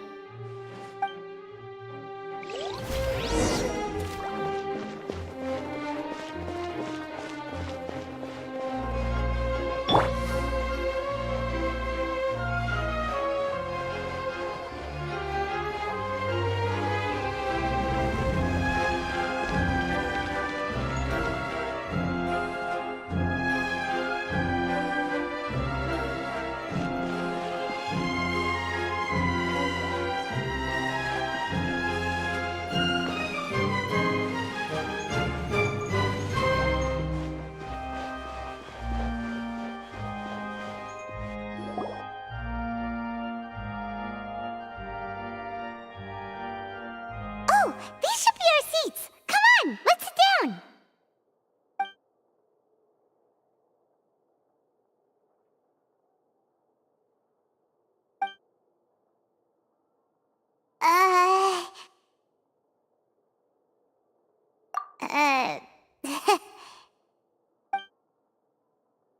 Hey, Traveler. Maybe we should strike up a conversation with the person next to us. Since we're sitting together and the rest of the place is practically empty still, it's kinda awkward if we don't say anything. You little... Of course you put this on Paimon! Excuse me, I did not realize you felt awkward. I am terribly sorry. I would be perfectly happy to chat with you if that is what you would like. Oh! So you heard all of that, did ya? Boy, you sure have good ears. Paimon thought she was keeping her voice down. Wait, that's not it. Paimon's... Sorry. Paimon's the one who was being rude, talking under her breath like that. So, let's talk, but, what should we talk about? Oh, Paimon's got it. You're also here early and sitting in the front. Are you a friend of Linny's too? A friend, you say? Well, if Mr. Linny would like to be my friend, I would be more than happy to reciprocate. Oh, so you're not friends with Linny then? Oh, this is getting more awkward by the second. Paimon nearly forgot to make her introduction. Nice to meet you. Paimon is Paimon, and this is the Traveler. We just arrived in Vaudain. It is an honor to meet you two. I have heard of your deeds across Tevat. And as required by proper etiquette, I will also introduce myself. I am... Oh, Monsieur Nervillet! What an honor it is to have you here to see my show! Ah, Mr. Linny. I should say it is in fact an honor for me to see your performance in person. Wait, Nervillet? Could he be... I saw you all chatting just now, but it seems you still don't know who Monsieur Nervillet is. Allow me to introduce you to Fontaine's Chief Justice. That seat is always reserved for him. It wouldn't be too much to say that he's the symbol of justice and honesty here in Fontaine. Whoa! Sorry for being so rude just now. Paimon had no idea you were such an important person. No offense taken. Being Chief Justice is merely what I do for work. Nearly every person has their usual reserved seat, so I'm not so special, really. And by the way, I should probably let you know, even though I would prefer not to, There's someone sitting up there in the VIP seats that has been striking a pose for quite a while now. I believe she is trying to give you a most elegant and impressive first impression. So I think you should take notice of her sooner rather than later, otherwise she may become flustered.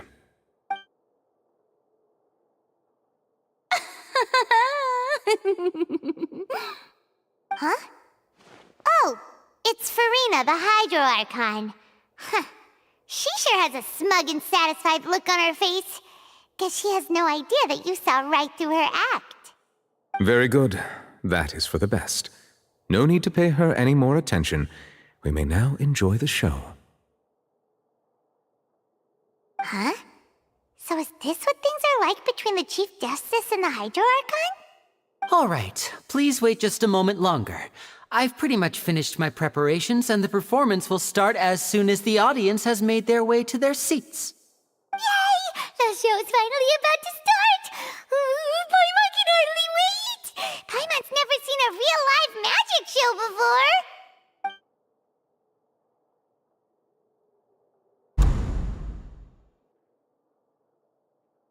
Oh! They're dimming the lights! The show must be starting!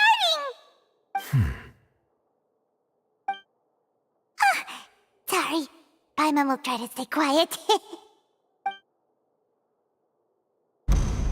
Welcome, one and all, to the Opera Epiclese. I am the star of today's show, Linny. And over here is my sister, Lynette, who will be working as my wonderful assistant. Please, let's give her a warm welcome. Hello, everyone. I know she may seem to be a little sleepy right now, but that's just a sign that she's nervous. Whatever. Now, some of you may be thinking, two vision holders who can freely manipulate elemental powers performing magic is not true magic at all. So, I would like to take a moment to assure you that elemental powers will have nothing to do with what you will witness on the stage today.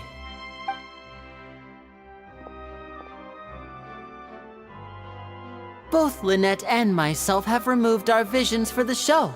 That way, even the gods won't be able to help us. Oh, good point. That's what makes the show real magic. Now, without further ado, let the show begin. Lynette will now exit the stage to make some preparations. I know you might miss her, but don't worry. She'll be coming right back on stage momentarily. Perhaps in an unexpected way. I'm sure she'll be stealing the spotlight soon enough. Oh, and before I forget, there's one more thing I should say. You never know what can happen in the blink of an eye.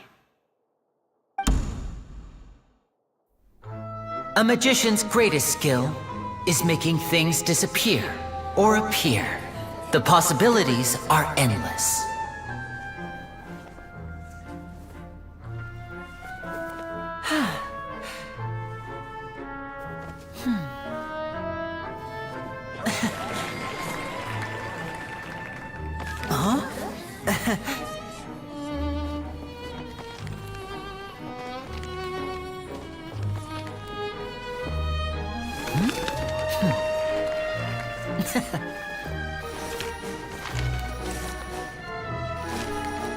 But this isn't what you came for. These little tricks, you've seen them all before.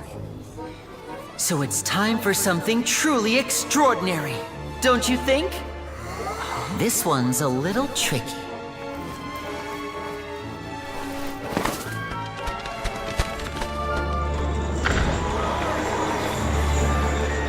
Using this water tank, I shall make my sister vanish completely, right before your very eyes.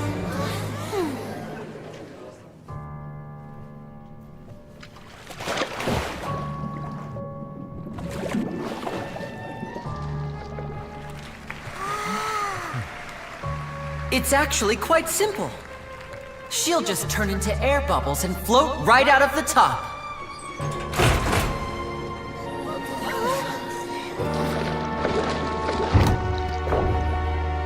Oh no! I told them to check all the props carefully.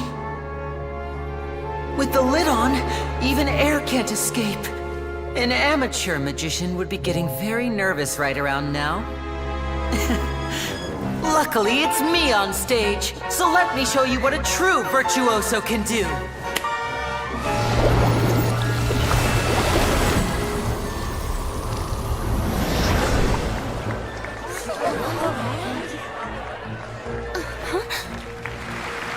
Lynette, are you still there? Don't go too far. We don't want to use up all our magic. Hi, I'm back. Uh-huh.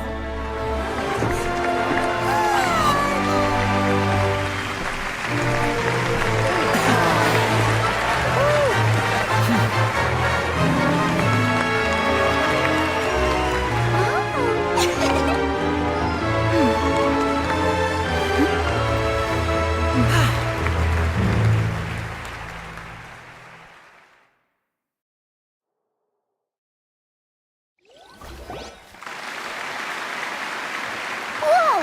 What in the world just happened? How did he do that? Paimon didn't see him do anything! Wasn't Lynette inside the water tank? How did she disappear and then reappear out of nowhere? If we could see easily through his tricks, then that would mean that his skills are still lacking. To appreciate magic, you should focus on the show happening on stage, rather than getting caught up in trying to see that which has been intentionally hidden. Guess you're right. Paimon couldn't believe her eyes when Lynette reappeared. Amazing! Thank you, everyone. I'm glad you enjoyed that performance. But our magical journey has only just begun. I've prepared even more astonishing surprises for everyone here. The magic of transformation and disappearance can go far beyond what you've just seen.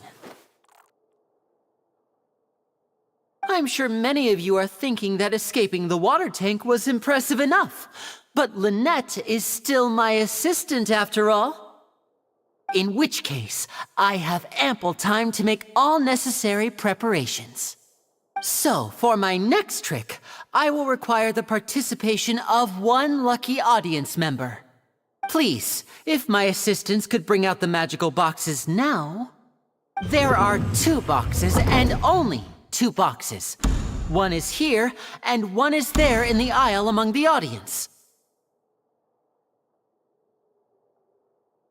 I'm sure many of our clever audience members have already guessed our next magic trick. A swap! Our lucky audience member and I will each enter a magic box. After 1 minute, we will each emerge from the opposite box. Now please, everyone pay very close attention to the box you see here. Don't give me any chance to make a move. Wow! How's he gonna do this? Hey, do you think this is all magic tricks, or does Lenny have actual superpowers? The lucky audience member will be generated by this random number selector. It selects numbers entirely at random. Even I don't know who will be chosen to participate. Now then, let's begin. Let me see. Oh, row 7, seat 3. Congratulations! You now have the chance to experience magic firsthand for an entire minute. Please, come forward. My assistant will take you beside the magic box. I'm sorry, it might be a little cramped inside, but no need to feel nervous. We've carefully arranged everything for you to be as comfortable as possible. You don't need to do anything, but no matter what strange things may happen, don't come out of the box. If the magic is interrupted, who knows where you might end up? You might even find yourself in the Fortress of Meropide. Oh, okay. All right. Before I enter the magic box, there is one more thing I need to ask the audience to do. Could you all give me a countdown? Like this. 60, 59, 58. Just keep counting down. You can go a little faster or slower if you like. I won't be able to see anything in the pitch black box, so I'll be relying on your voices to know when time is up. Oh, and no tricks now. If you quickly count from 60 in just 30 seconds, then I'll be in a tough spot. Ooh! Paimon kinda wants to count faster after hearing him say that! No, that won't do. I can see it in your eyes. You still can't be trusted. Let's practice together. Come on, repeat after me. 60, 59, 58. 60, 59, 58! That's right, perfect. Keep it going. All right, I'll see you all on the other side once you've finished counting. 54, 53, 52? Huh? Why aren't you counting, Nervalet? I am counting in my head. I think things are exciting enough in here as it is. Merely a consequence of my identity and personality. Do not worry about me. Just enjoy the show. Oh, all right. You look so serious that Paimon thought you might be feeling uncomfortable or something. 40, 39, 38! Mr. Linney, are you all right in there? Is everything ready? Yes, I'm fine. I'm just double-checking the direction of the magic. It would be a disaster if we get sent to the wrong places. For example, midair right above the audience. Even though he's saying that, Lenny doesn't seem nervous at all. Ah, what was that noise? Did you hear it too? Not sure. Anyway, it doesn't seem like anyone's worried about 25! 24! 23! What's wrong, Mr. Linney? I can still hear you moving in there. I seem to have accidentally knocked over a decoration. I'm trying to fix it, but it's pitch black in here. I can't tell left from right. Never mind the decorations. There's no time for that. The show is what's important. No, that's unacceptable. I want my show to be perfect. Don't worry, we still have 20 seconds. Hear them counting? 19! 18! 17! It seems things aren't quite going as planned. I apologize, everyone. It feels like you're all starting to count faster, but that's all right. I know it can be tiring to do such a long countdown. 10 seconds and change is still plenty of time. 10! Almost there now. Whew. Swapping two people is harder work than you might think. Even a master magician like me can't guarantee I'll get it right the first time. Hey, wait! Is this the back one? I can't tell. They both look the same inside. Huh? No, that's not it. I'll try again. 7! Hey, slow down! Honestly! 5! 4! 3! Whoops! That doesn't count! 0!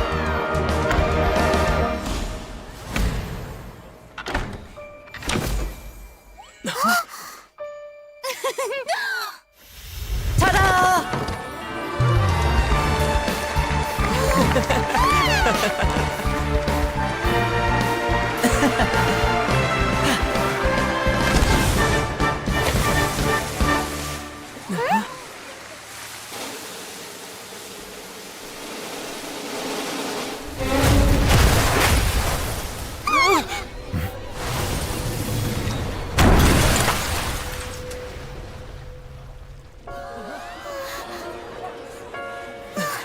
What happened?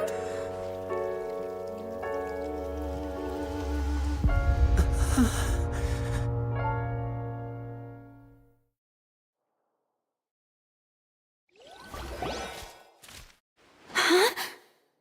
Is this part of the show? Mr. Linney, you're going to use magic to fix the stage now, right? What happened? Oh no. Maybe this isn't part of the show. The girl was still in that box, right? This performance is over. Medical staff with me. Guards, secure the scene and detain all the performers. Seal the exits. No one is allowed in or out at this time. Yes, that's right. If this was just an accident, then we must investigate the cause.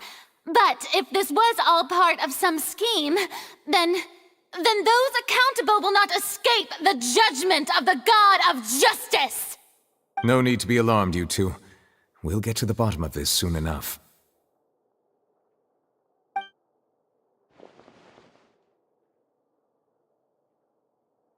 Unfortunately, the person who is in the magic box has been pronounced dead. His name was Cowell, one of the assistants in Linny's magic troupe. Apparently, the fireworks on stage ignited the ropes that were suspending the water tank, which then caused the tank to fall onto the stage. As of now, we are still not sure why we found Cowell in the box, rather than the guest from the audience. And after an initial search of the area, the guards have confirmed that the girl is nowhere to be found. It appears that this incident was not merely some mishap with the performance.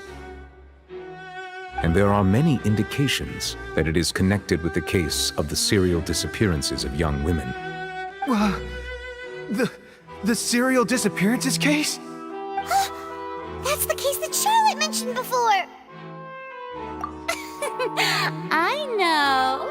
I know the truth. I can see through the whole thing. Really, using such a shallow and obvious mystery as his finale. Did he really underestimate us that badly? I say that our powerful magician, Mr. Linney, is now the prime suspect for the serial disappearances case. Huh? Why me? This whole thing was an accident. No, this all occurred during your magic show, did it not?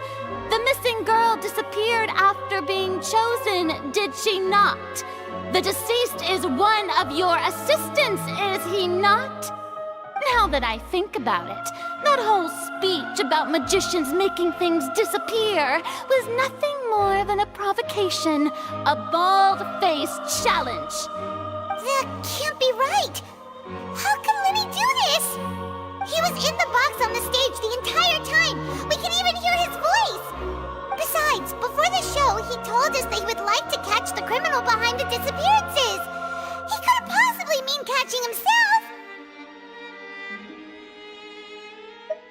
Save discussion for a later time, please. Lady Farina, may I assume that your comments just now constitute an accusation against Mr. Linney and his associates, and that you are pressing charges? Huh? I just think that he... Well, I think it might be a little early to talk about formally pressing charges. But what Lady Farina said just now makes perfect sense. Looks like she's gonna personally deliver justice. A kidnapping and murder carried out under the cover of a magic show. Lady Farina said it all. I mean, of course, my dear people. But what excites me even more than the obvious truth before our eyes is the opponent I'll be facing. That's right. I mean you, Traveler. You'll support Linney, won't you? After all, he was the one who helped you the first time we met. Then there's no problem at all. You know, the Traveler and I already had a duel the first time we met. But with Linney's help, our little duel ended in a draw. But draws really are the most boring possible outcome. So, no more draws. Between the two of us, there must be a clear winner and loser.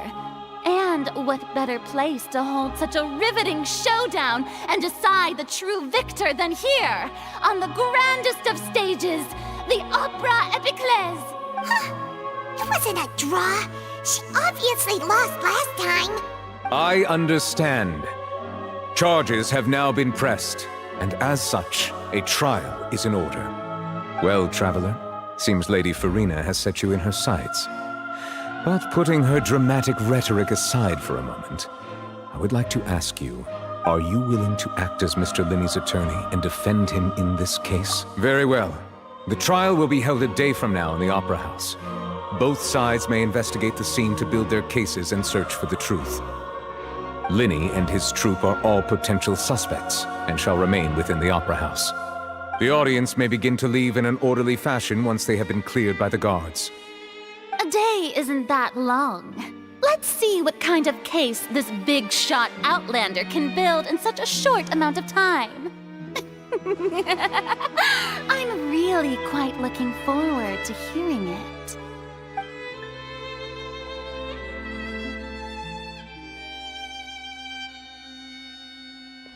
Linny! sorry about everything that happened just now. Were you frightened? Of course! Who wouldn't be scared after witnessing an accident like that? Yeah, I'm a little shaken up myself. How could this happen? And poor Cal. I know you already claimed that you would defend me, but now it's just us talking. Tell me, do you think I could possibly be the murderer? Good to hear. Thank you so much for trusting me. I'm sure everyone sees me as the biggest suspect at this point. But if you ask me, the whole thing is mysteries layered upon mysteries, such that all that's left is confusion. I don't know whether what happened there on the stage was purely an accident or not. And I don't know why poor Cal was in the box. As for how that girl chosen from the audience could suddenly disappear, I'm afraid I don't have any answers either. If someone tampered with my performance, then we need to figure out what they did. Even a skilled and knowledgeable magician like myself couldn't pull all that off in just 1 minute. Which is precisely why we need to investigate! As this book says, the impossible could not have happened. Whatever happened must have been that which is possible. Paimon bought them when we were reading at the bookshop in the city earlier. Pretty cool, huh? Don't worry, Paimon used her own savings to buy them. It wasn't from our travel funds. I think they look cute on you, Paimon. You have good taste, Lynette! That's the right attitude. Feeling depressed isn't going to help me now. I need to get back to my normal self. But with the guards watching our every move, it's going to be especially difficult for Lynette and I to prove our own innocence. Good thing you agreed to be our attorneys. Thanks for that. We'll be counting on you. Yes, thank you so much. Yeah, just leave it to us. Oh, since we're going to start investigating, Paimon has a question first. Where did Lynette go during the performance? Oh, well, I'm afraid that would involve some of our essential trade secrets as magicians. The secrets behind our magic are past saving, Linny. I suppose you're right. The truth behind our tricks is going to be important evidence that will be weighted during the trial. 'Tis truly a pity. As a magician, our magic show is a work of art. We've poured countless hours and spared no effort in perfecting it. But if revealing our secrets will help you uncover the truth behind what happened, then it will be well worth it. We should go somewhere else if we're going to discuss our magic tricks. We'll go speak with the guards, and in the meantime, you can go investigate the stage and the seating areas. Alright, let's go have a look while the investigation teams are still here. Detective Paimon is on the case!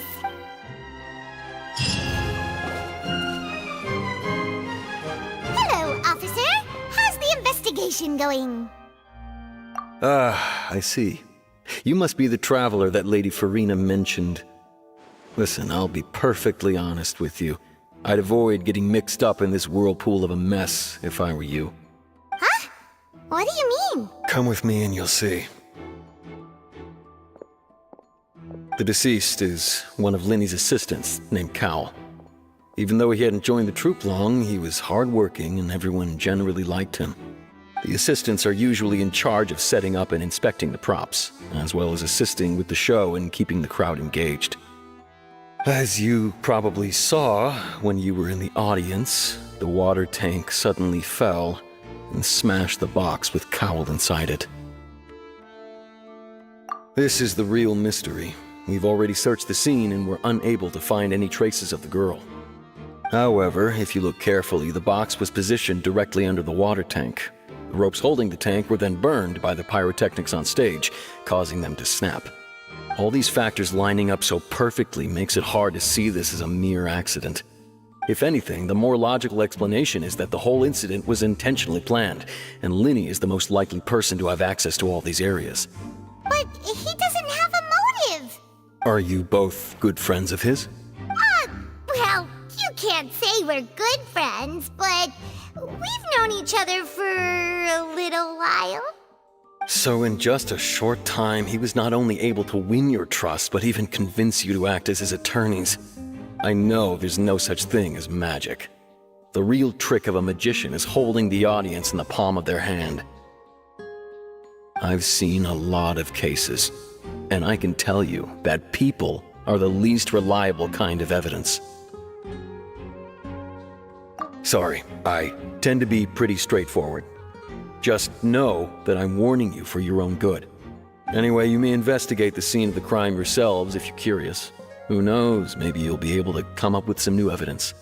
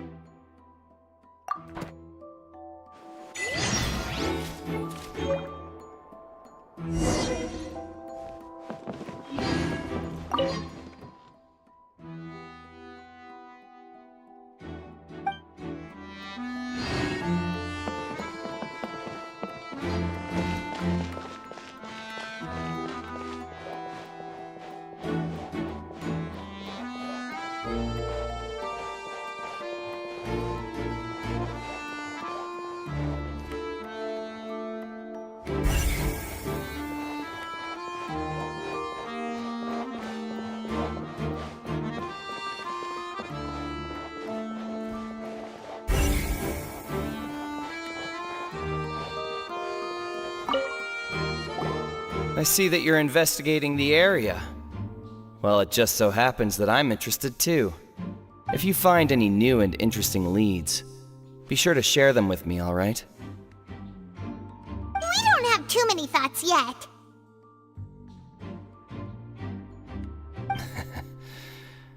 Then why don't I tell you my hypothesis first?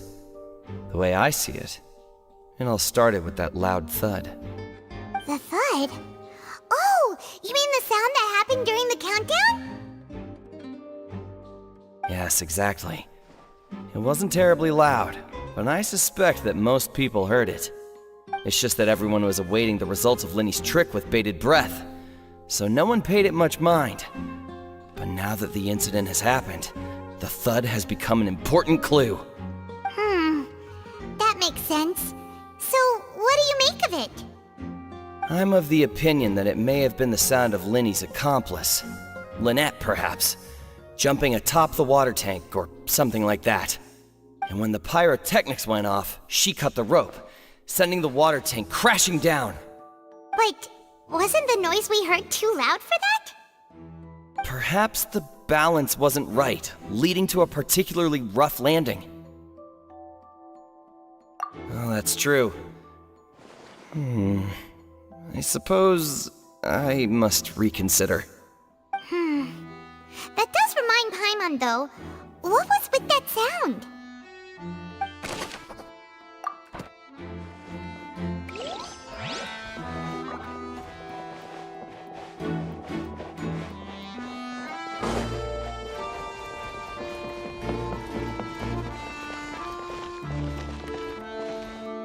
Lenny's still talking to the guards. It seems he'll have a lot of explaining to do. I think someone will be assigned to monitor us later, but that's alright.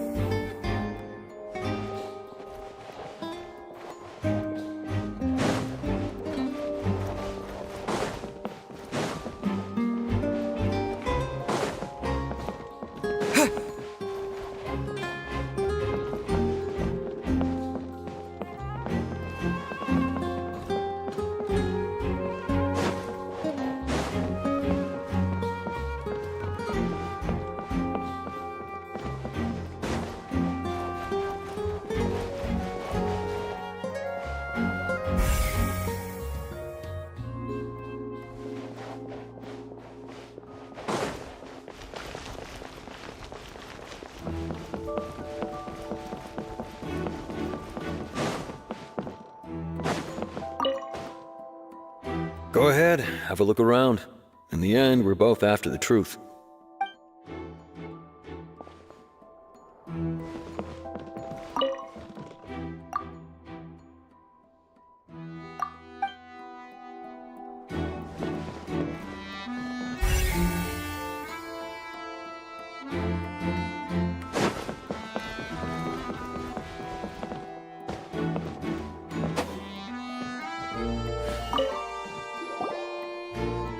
The investigation team has some new findings.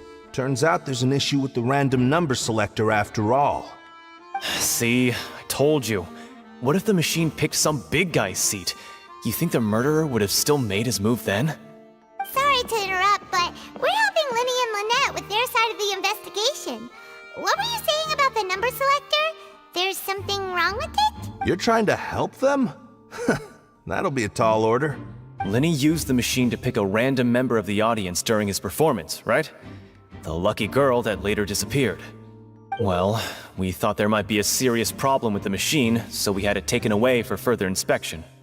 It turns out that the seat number it picked wasn't random at all. The machine picks that same number every time. I'm sure you already know that you have to make a reservation in advance to get a seat, regardless of whether it's a trial or some performance. In other words, Linny knew who would be sitting where from the very beginning. That much checks out. Linny reserved our seats for us too. Bet you see why I was saying it'd be tough to make a case for Linny. Even though it's bad for Linny's case, Paimon had better write it down.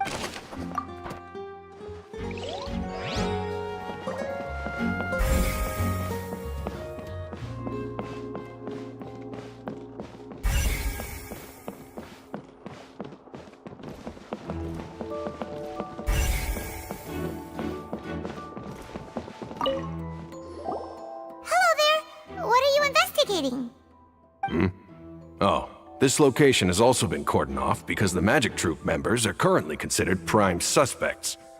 The investigation team is still collecting evidence. The seats were all booked in advance, so we were able to deduce the missing woman's identity by checking the guest list. Sure, it's not like this is confidential information. We will publish it later anyway when we petition the public to help us find the missing person. Her name is Halsey. She's a painter from Fontaine who's made a bit of a name for herself. Apparently, she wasn't a regular at the Opera House, but she'd been feeling some pressure with her work lately, which made her decide to come see the magic show. The Magic Troop members all claim not to know her. We have looked into her social connections. It seems that she has no personal grievances or conflicts of interest with the suspects. Simply put, she wasn't related to the Magic Troop at all, which matches the features of the previous serial disappearances. Were the victims of previous cases also chosen at random? That's how it seems to us, in any case. Apart from the fact that they were all young women of around the same age range, there really weren't any other connections between them. Okay then. No need to be so formal. If you do happen to see the missing girl, please be sure to contact. It is of utmost importance that we get to the bottom of these disappearances.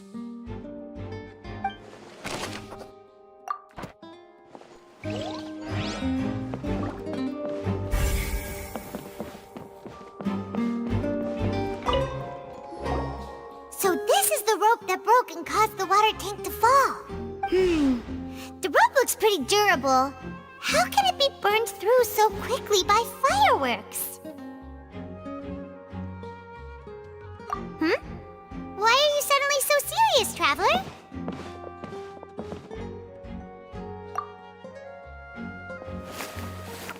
Whoa. Look!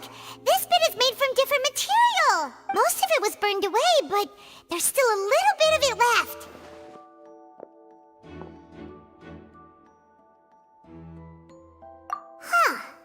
So if a rope meant to hold something was made with that kind of material in it, then that means... Wait! Paimon should write all this down! Let's take notes!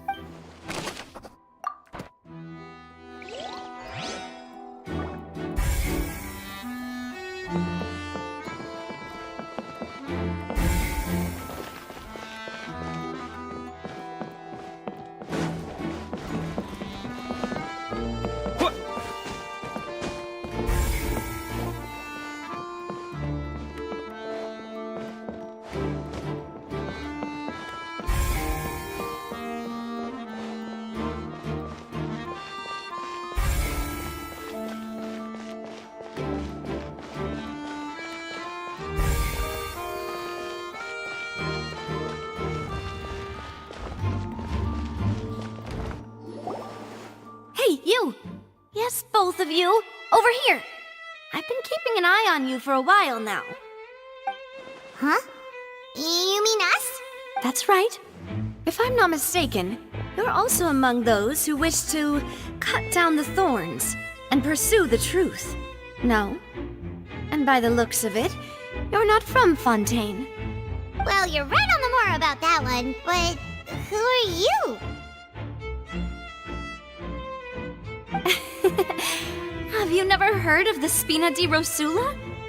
From mediating disputes and providing protection to solving conundrums, you name it, Spina di Rosula does it. And I, Navia, have the honor of being its renowned president. Though those who play by our rules call me boss. I'm Silver, her attendant. Pleased to meet you. And I'm Melus. Demoiselle's various daily needs and affairs are under my purview. Huh? Boss? Demoiselle? What gives with the names? Well, I am the second generation president. Melus and the others are still used to my previous title. My apologies, Demoiselle. Should you prefer, boss, I will endeavor to use that instead. No need. You don't have to call me boss. Just Navia is fine. Okay, if you say so. Not that we're members of Spina di Rosula anyway. All merely trifling details. Never mind. Now, back to the situation at hand. That's right. I've always kept an eye on the serial disappearance cases. My interest stems from a matter back from my father's time. Judging from the look of things, I find Linny an unlikely mastermind. Really? We think so too! That's why we're looking for clues now. But how did you come to that conclusion? Intuition, naturally. My unparalleled intuition. Farina sure was quick to point the finger at Linny without any decisive evidence whatsoever, wasn't she? But that's not uncommon for her. If you remember, the Justice had to interrupt her and ask if she was pressing charges just to keep her from getting carried away. Anyway, a trial begins the moment someone levels charges. And, of course, there was no way Farina was going to back down in that situation. Sounds more like you just don't trust the Hydro Archon. Well, what's your opinion? I must admit that she can be interesting at times, but liking her doesn't mean that I'll blindly agree with her. All right, I've answered your question. Now, it's time you answer mine. Wait a minute, did that answer count? Well, I say it does. But don't worry, you won't hear any pointless questions from me. In your opinion, do you think it's right to treat a trial like it's an opera? Well? And why would that be?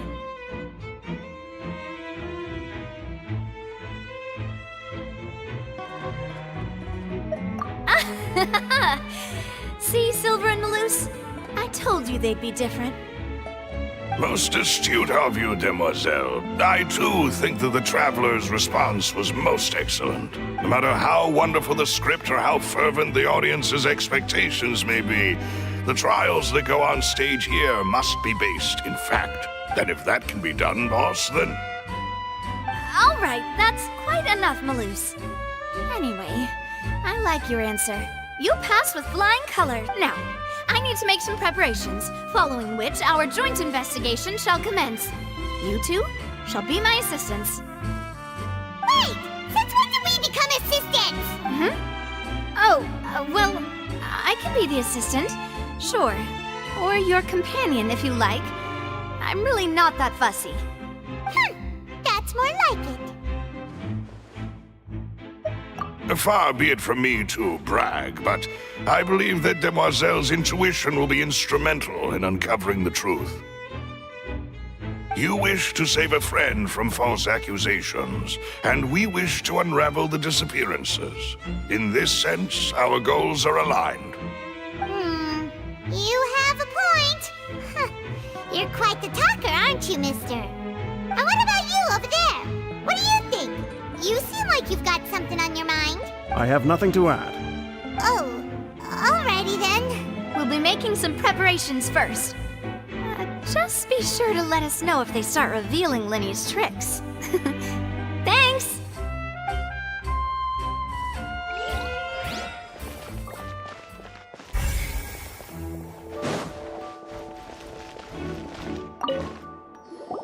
Sorry, but no one can freely enter or exit the Opera House at the moment. If you wish to leave, you must register your identity with us first. No, we're not leaving. We're representing Linny and Lynette as attorneys, so we're investigating the case. Were you always guarding this entrance? Yes, after the Chief Justice gave the order, everyone coming in or out must undergo a strict inspection. So, the missing girl couldn't have left from here. At least, not from that point on. I doubt there was much opportunity then, either. How can you be so sure, Well, because I was in charge of security near the entrance at that time. I couldn't see Linny's performance from here, which was quite a shame.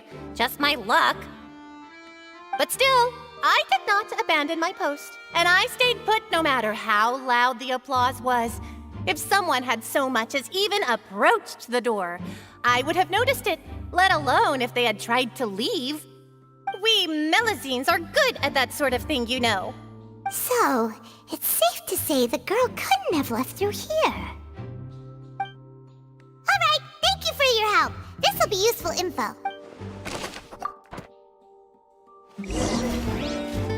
We've checked everything of note here at the performance venue. Paimon wonders how Linny's discussion with the guards is going. Let's go see, shall we? Ooh, things are getting interesting, huh? We're about to see how magic is made. Understood. Then I will be going with you. Just so you're aware, I will be monitoring your actions and making notes as necessary. Very good. Thanks for being so agreeable. I'd pull a rose out of my hat as a gift for you if I could. You may spare the pleasantries. I'm just doing my job. You've arrived. Who's this? Me? I'm Spina di Rosula's guardian angel. If you've got a problem, I've got the firepower. Sorry, I got a little carried away there. Call me Navia. I'm a partner of theirs, and will be helping investigate this whole situation. And these are my companions. Would you mind if they join as well? Fine by me. Oh, new helpers? I would be most grateful. Well, let's just say we're tagging along. It's not every day you get to see the secrets behind magic performed on such a large scale. I appreciate your kind interest. Come with me. We'll be heading below stage. Huh?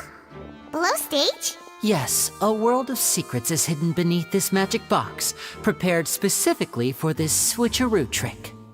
But before I reveal everything, you should have a look first. Notice anything strange here?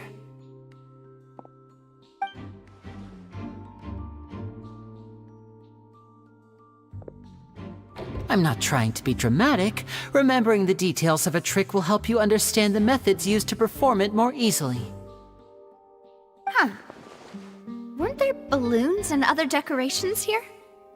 Where did all that go? Ah, good eye. That said, you're still far from discovering the answer. The back? You mean the inside of the door? What's different about it? Paimon didn't notice anything. Very good indeed. I thought you might not be able to catch that, given that you were sitting in the first row. The back of this door was patterned. Those patterns are now gone, replaced by a smooth wooden board. So, if you put 2 and 2 together, what do you get? Exactly. All right, let's go. I'll tell you how it works as we head down. Oh, so there was a passageway under the magic box! I knew you'd figure out most of it as soon as you saw this place. The 2 magic boxes are positioned right above the 2 entrances of the tunnel. See this flatbed trolley? The box with the lucky audience member in it would be shuttled over to the other side using the trolley. This trolley can raise and lower and even rotate, ensuring that the box will face in the right direction. I see. So that's the purpose of the box inside another box. Precisely. The inner box would descend after the audience member was put inside and be moved along the trolley, all while the outer box would remain on stage as if nothing had ever changed. So that's how you did it! Once the box was lowered, the trolley would store some energy through this device here, with which it would complete the rest of the steps. The audience member would only be able to feel some slight movements in the dark, and by the time she walked out, she would already be back on stage. Right! You were talking that whole time, and you even came out for a moment near the end! Ah, yes. A phonograph operated by Lynette was used to achieve that effect. My assistant and I had already scripted our conversation beforehand. When the countdown began, I had already gone to the opposite box via a tunnel using that ladder. And what about Lynette? Where was she? I was in the mezzanine space in the back of the box. Oh, interesting! That's how we were able to coordinate Linny's lines with the assistant. And, by the way, I was the one who walked out of the box at the end. I mean, we are twins. All it takes is a change of clothes and no one can tell who's who. And that's my favorite part of this trick. Only Lynette and I can perform it. So that's how it all worked! Wow, every detail you revealed was more amazing than the last! Lynette would briefly walk out of the box and then go back in, jumping into the tunnel and escaping before the box on the trolley could finish ascending. And then I walk out of the other box in the audience area, and the trick would be complete. The operative word here being would. But as you saw, Cal was in the box, not our audience member. She, on the other hand, mysteriously vanished. We really don't know how that happened. If not for that interlude, this would have been an astonishing trick. I probably never would have figured out how you pulled it off. And yet, to think that someone was able to use this magic trick to commit a crime. Could we have a look around? I think we can come up with some more leads. This is the scene of the crime, so Linny and Lynette are not permitted to stay here. I'll escort them back up. Yes, of course. No need to be so strict now. I won't disappear into thin air, you know. Thanks, everyone. We're counting on you.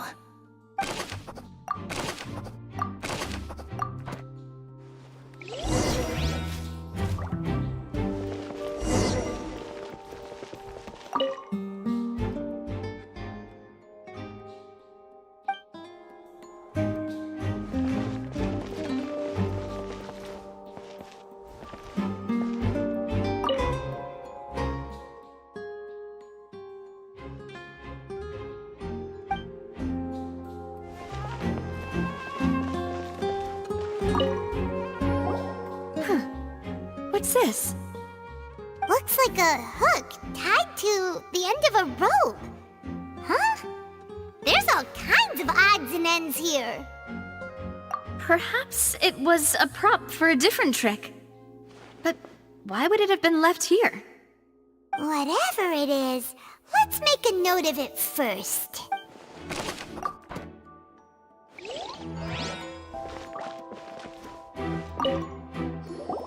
The floor is wet. Please be careful not to slip. Speaking of which, why would there be water here? Oh, Paimon knows! It's one of those tricks where you pour water into a jug and then flip the jug over only for the water to disappear? And here's a broken vase! Huh. Did the trolley knock it down while moving? That can't be. The trolley moves along tracks from start to finish. It couldn't have hit the vase at this distance. Let's note this down too and think about it later.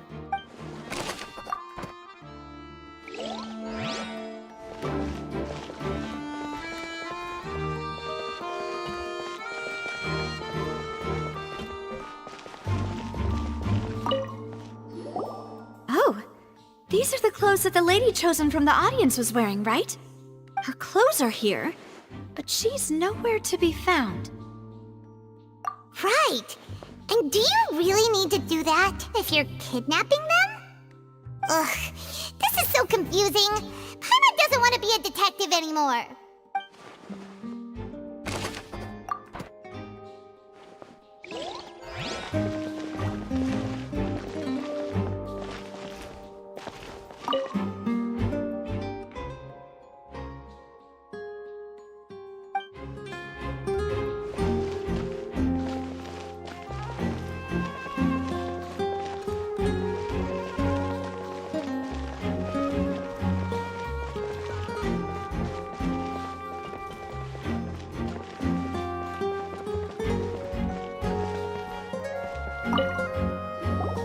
What is this place? It seems someone could fit through here. Huh. Could this have been the suspect's escape route? Alone, perhaps. But if they had to pull another person with them, the space would be too narrow. But there are no other ways in or out of here. Oh, you're right! Let Paimon write that down.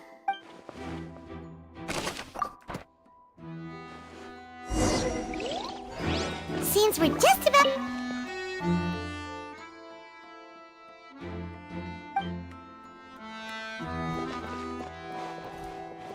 Yes. Let's head back up.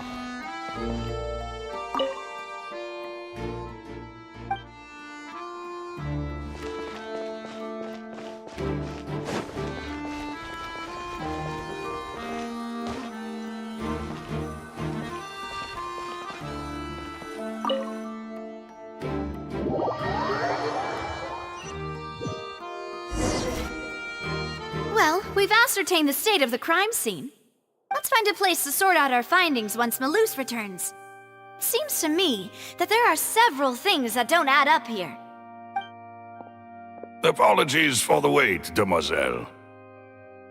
So, what did the guards say? Did the criminal escape through the vent? They believe the odds of that are very low, since the vent leads to the Opera House's basement. The guards have checked the area carefully. No one left through the basement during the performance or after the incident, and no one was found hiding there. So the tunnels become like a secret chamber then! You know, like the kind you usually see in novels! The plot thickens. Halsey's disappearance and Cowell's death are both quite inexplicable. No wonder Farina was so confident in her accusation. All the current evidence points toward Linny and Lynette. In other words, the charges are very likely to be upheld unless we make some considerable progress. Charges and then trial. So if the charges are upheld, they'll announce a sentence? That's right. This is how a trial goes in the Opera House.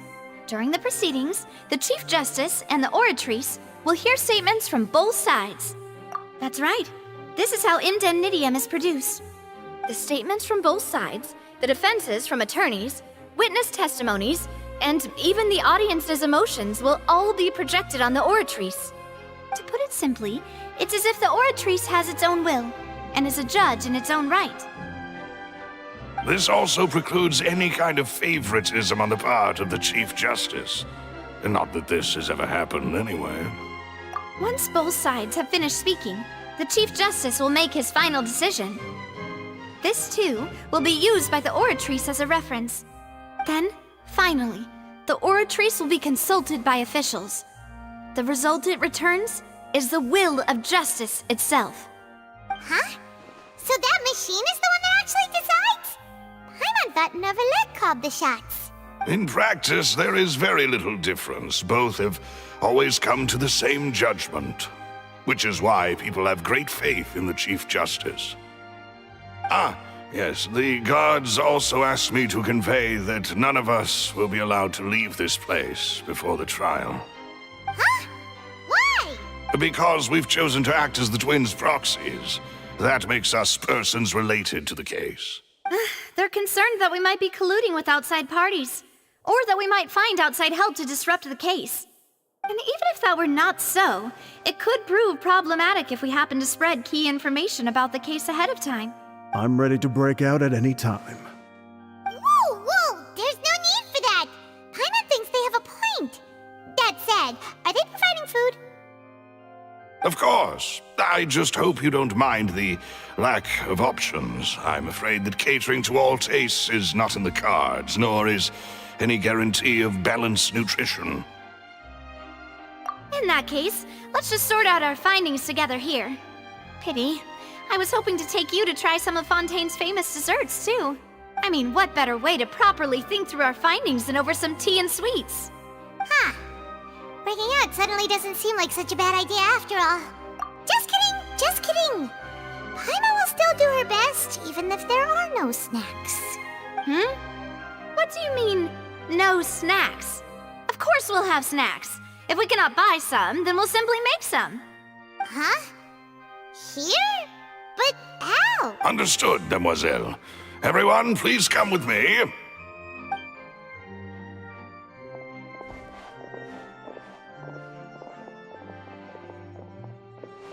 Wait, you're carrying a portable stove with you? Yes, I must be prepared to meet the Demoiselle's baking needs whenever the fancy strikes her. I have eggs, sugar, and almonds at the ready. Good work, you two. Then I'll get to it. Please sit tight for a moment. You'll get to taste my awesome snacks soon enough. These three are quite the interesting group.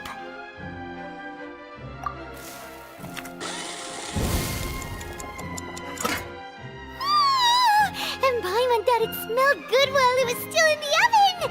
Oh, it's even better now. Paimon can't stop drooling. From the way you had these two guys carrying all that stuff around, Paimon thought you'd have them do more during the baking process. But you ended up doing the entire thing by yourself! Beating the egg whites, grinding almonds, everything! I was applauding. And I was giving encouraging smiles. Paimon was just thinking, aren't you worried about getting your fancy dress dirty beating egg whites and baking like this? Well, I don't think it's carved in stone anywhere that fancy ladies can only read books, sip tea, ride horses, and play the piano. I just really enjoy making snacks. Don't underestimate beating egg whites, by the way. It's a real arm workout. You also need to beat them to just the right consistency, or your macarons will crack. Anyway, give these a try, fresh out of the oven. There's 3 for each of us. Only 3? Well, eating too many sweet treats might send all that sugar to your head. You wouldn't be able to think clearly about the case on a sugar rush, would you? Tea is ready to be served as well. This is Demoiselle's favorite, strong black tea with a floral fragrance that clears the mind and lifts the spirit. No need for concern. I'm merely doing as I should.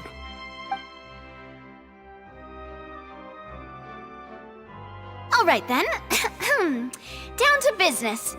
As Paimon mentioned previously, the tunnel seems to be something of a secret chamber.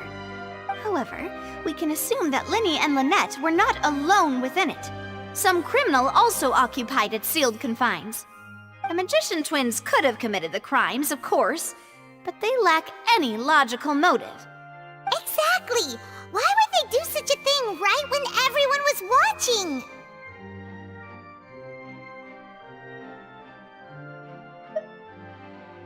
The flower vase and the thud we heard during the performance could indicate some altercation between Halsey and the criminal in the tunnel, resulting in the shattering of the vase, the discarding of her clothes, and her abduction. Perhaps the criminal thought that since she was chosen from the crowd, she would be too easy to identify if she was still wearing the same clothes. Paimon thinks that makes sense, but the real trouble is... True. None of the clues we found thus far support the existence of this third person. But the only people left to consider are both technically victims, whether it's the missing girl, Halsey, or poor Cowell. Huh. Could Halsey have secretly made modifications to the magic props in order to murder Cowell before making her escape? That's right. And even if she had tampered with the setup, she would need to understand the entire trick to pull it off. Nor does she have any motive. The guard said that she has never had any dealings with the Magic Troop's members. Were we not thorough enough in our search? From the sound of things, this is turning into an impossible case. Your macarons are amazing though, Navia. They smell great! They're nice and crisp and super sweet! They are my specialty after all. And I see you've already had 5 of them. What? 5? Oh, that can't be right! Paimon only counted 3! Honest! Please don't worry about it. At my age, a few less sweets might actually be a good thing. No! Being greedy is one thing, but Paimon knows how to count. Besides, Paimon knows that if she ate too many, then others wouldn't have enough. Wait, even you don't believe Paimon? How could you? If Paimon ate those 2 extra macarons, then may they turn into stone in her stomach! All right, we get it. Well, I suppose one of us might have gotten too engrossed in our chat and eaten them by mistake. No big deal. Malus, set up the stove again if you would. Huh? What are you doing? Making sure everyone gets 3 macarons, of course. Exactly. We don't want to trouble you. As you wish, demoiselle. And I have the egg, sugar, and almonds. Well, this really is your hobby, huh?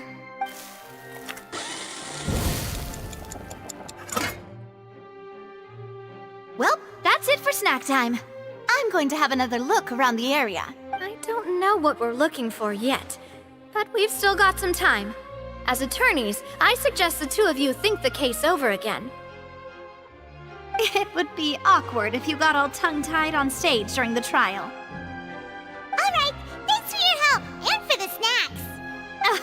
It was nothing. A small task for the Spina di Rosula. Silver, Malus, it's time to go. I'll be back if I find anything new. All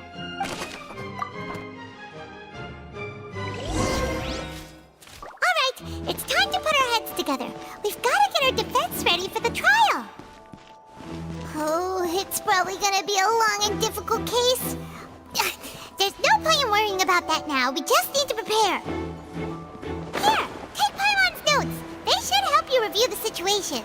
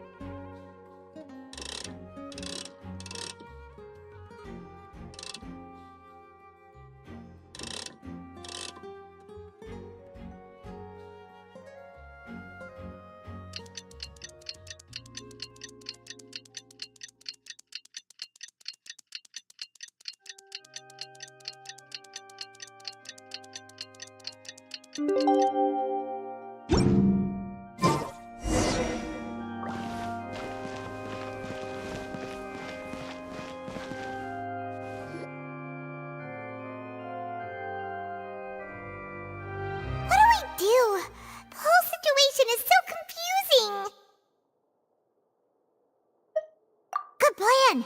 Impossible things don't just happen. We'll get to the truth one way or another. Just relax. Even if everyone else suspects Lenny and Lynette, at least we will be supporting them from the stands. Besides, I doubt Farina understands any more about what happened than we do. Thanks, Navia. Well, we'll be going then. Best of luck to you.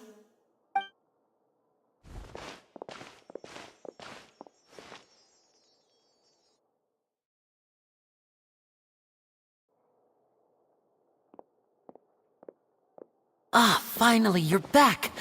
Well, how did your investigation go? To be honest, you might be disappointed. No. We're already very grateful that you were willing to help. Well now, don't you all look disappointed. Don't tell me that your investigation came up empty-handed. That was to be expected, of course. The guilty can never produce proof of their innocence, but don't let that stop you. I shall be terribly disappointed should you, my most anticipated foe, concede so easily. Since both parties are present, I declare that the trial regarding the magic show incident is now in session. Firstly, in order for the audience to understand the causes and results of the incident, could we please have Mr. Linney explain the trick? Yes, of course. I will explain while Lynette demonstrates on stage. All the necessary items have been prepared.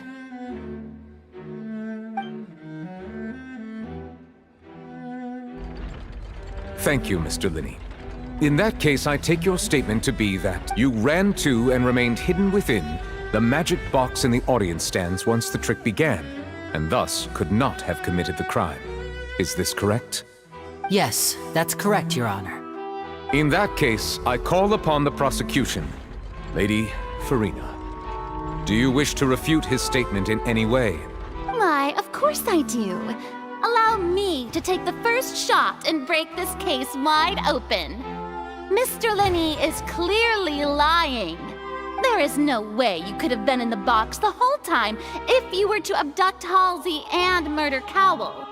In fact, I'd say you were hardly in that tunnel at all. That is simply your hypothesis based on the presumption that I'm guilty. Oh, is that so?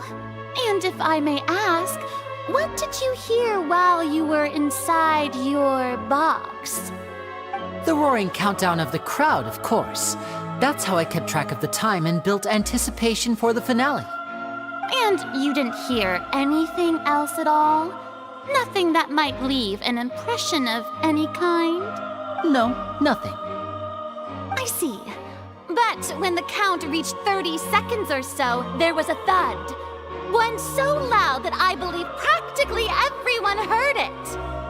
Huh? Hey, hang on! Something's not right here.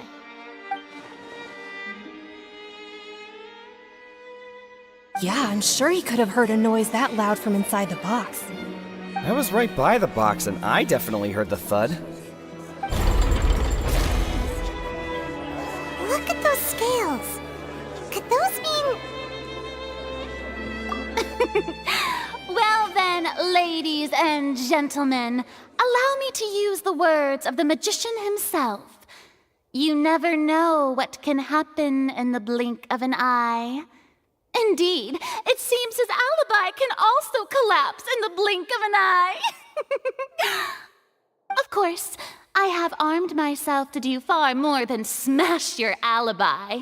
Confidence cannot go unfounded, and my foundations are rock solid. Tell me, aren't you and Lynette actually from the House of the Hearth? The House of the Hearth?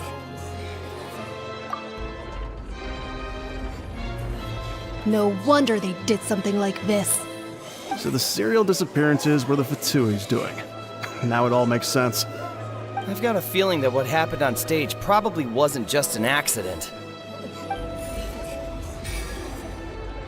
That's irrelevant. Our identities have nothing to do with what happened. Indeed.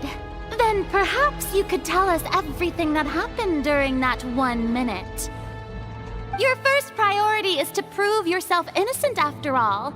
I'm sure there is little that needs to be kept secret now. Unless your script already has holes in it. The Outlander is speechless. My, oh my, don't they look flabbergasted? Now comes the infighting and discord, I suppose. This was almost too easy. Oh, good thing I made all those preparations. Seems the all-nighter I pulled last night is really paying off. Hey, Linny! Why didn't you tell us this before? Order! Order! Mr. Linney, allow me to re-establish the facts. Lady Farina has raised 2 points. First, when the thud was heard in the Opera House, you were neither in the box nor the tunnel. Second, you and Ms. Lynette are both members of the House of the Hearth. Are these claims true?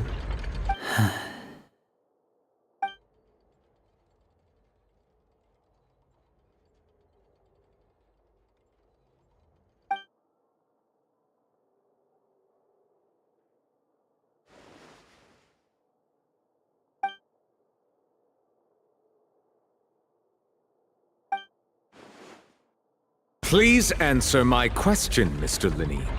I'm sorry. Yes, they're true, Your Honor. I knew it! Well, that's it. We might as well move on to the sentencing already. What should we do now? Granted.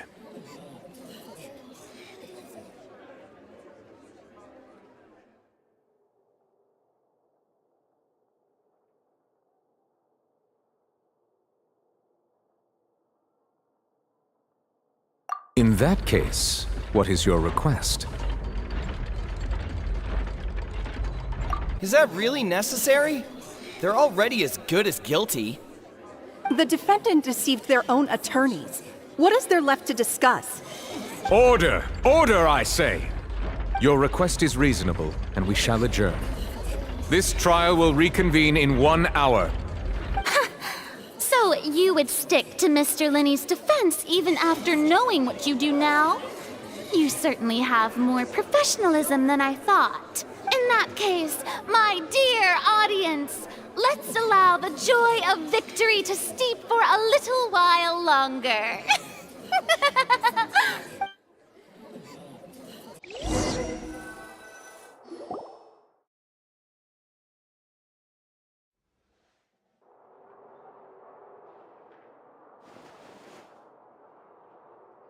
Well, this is awkward. I didn't think the Hydro Archon would dig all that up. I'm sorry, Traveler and Paimon. Yeah, sorry. Paimon doesn't know where to start. We trusted you two. We based our entire reasoning on the assumption that you weren't bad guys. Not to set the wrong tone or anything, but Paimon's really mad! I'm very sorry. I know you're angry, and reasonably so, but please, let me explain. I know you've clashed with the Fatui several times before. I wouldn't be surprised if just hearing the word is enough to make you upset. But our organization is very, very large, and the Harbingers have very different personalities and goals. Right now, we want to save people. As many as we can. That's right. I'm sure we're on the same page when it comes to this nation and the disaster that its people might face. I knew if it weren't for our respective identities, we could become good friends. That's why I didn't wish to flat out lie to you, but chose to hide some details instead. The truth is very important, but being completely transparent about everything would see us spending more effort than we need to. Right. So, you be the judge. Heck, if I were you, I fear that I'd even struggle to trust me at this point. You met a Fatus who works as a magician, a trickster by trade. All by coincidence, too. But still, I'm asking you to trust me. I am no criminal. At least, not in this case. Sorry. Please forgive us. You both say that, but...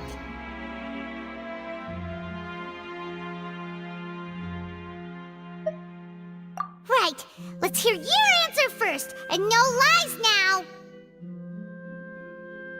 Of course. I'll answer any question you ask.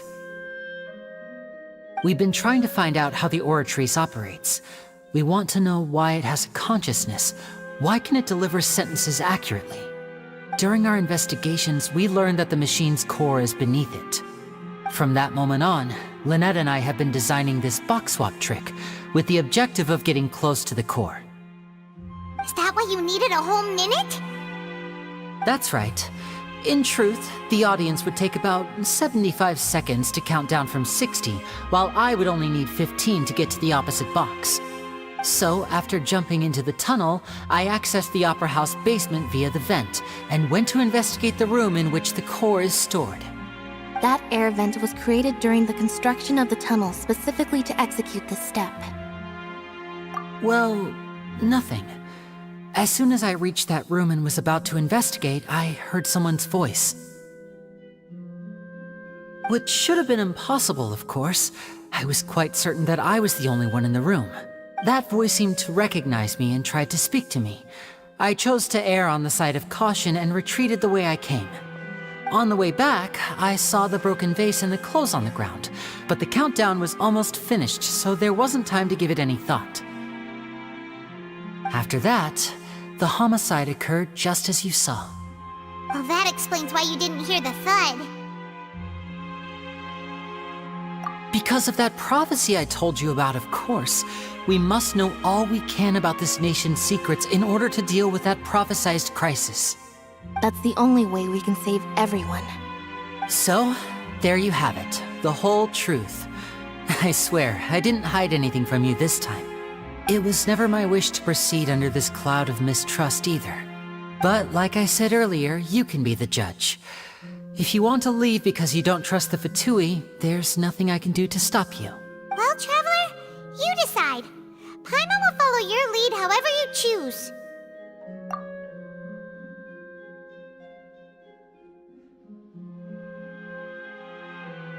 Okay, thank you. Thanks for giving us a chance. The current problem is that the scales are tipped pretty badly against you two. If we want to refute the Hydro Archon's accusations, we're gonna need a seriously watertight defense. Huh?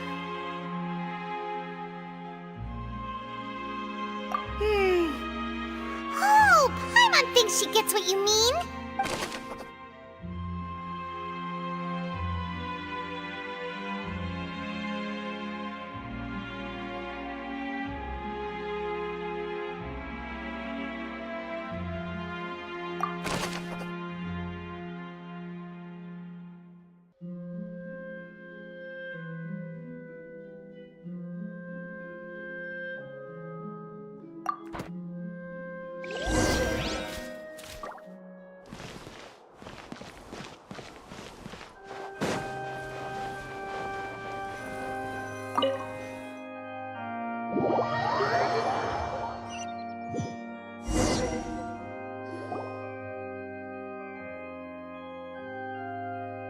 Both parties have returned to their positions.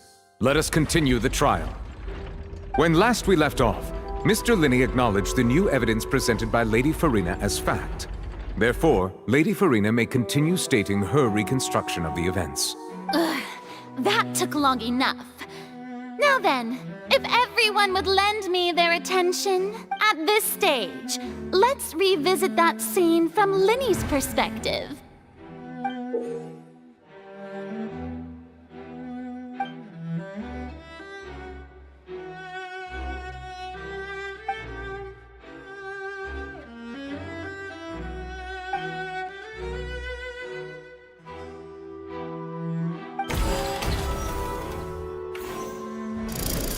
Countdown began, he entered the tunnel. When the flatbed trolley passed, he opened the box and got into an altercation with Halsey, which caused the loud thud.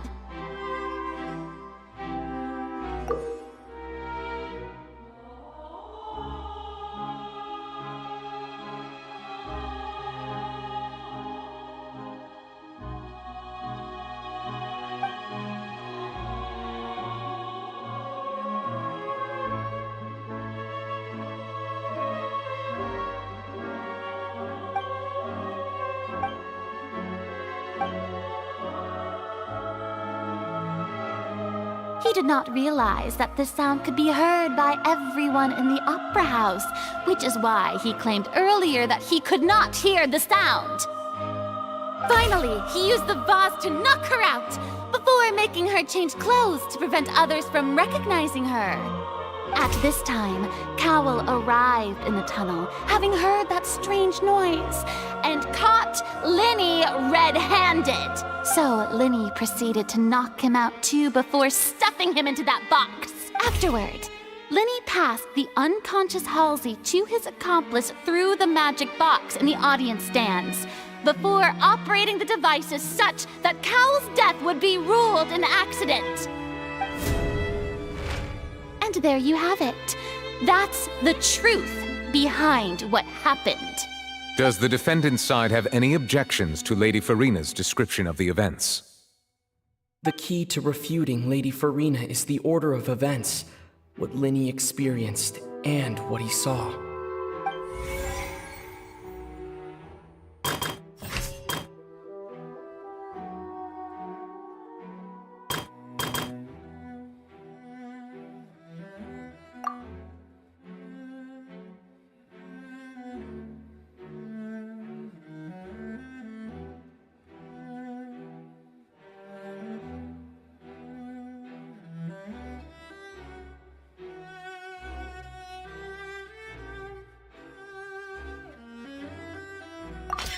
According to Linny, he left via the vent after entering the tunnel.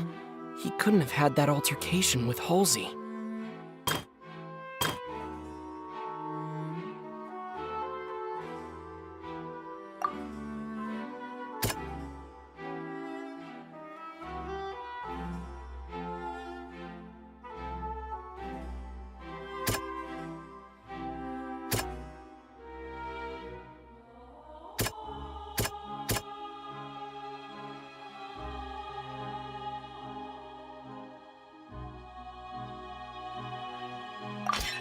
Linny went to the room that contains the Oratrice's core. This is the actual truth.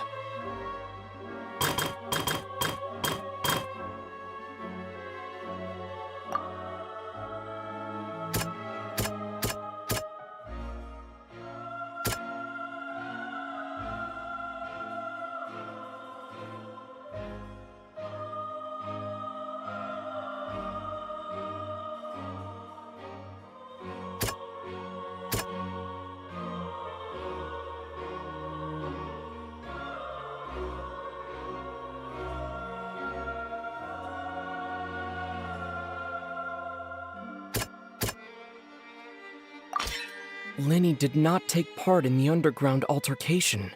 He only witnessed traces of the aftermath. Attention! Ace Detective Paimon has something to say! When the countdown started, Linny did indeed go into the tunnel. But he immediately used a vent to access the Opera House basement, which is where the underground core of the Oratrice is stored. Once he reached that area, he heard a voice in what should have been an empty room. Since he felt something was amiss, he returned immediately. The crime scene had already developed by the time he reached the tunnel again, and in order to complete the magic trick, he did not remain there for any length of time. Finally, he reached the surface, and that was when the accident happened from his point of view. Therefore, he's innocent!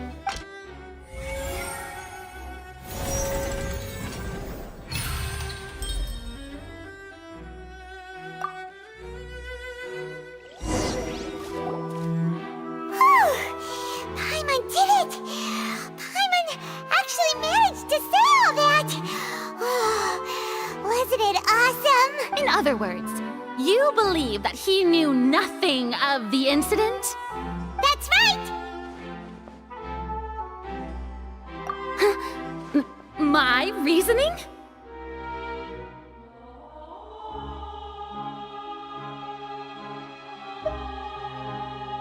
If that's the case, then if Cowell hadn't entered the tunnel, who was the entire setup meant to kill?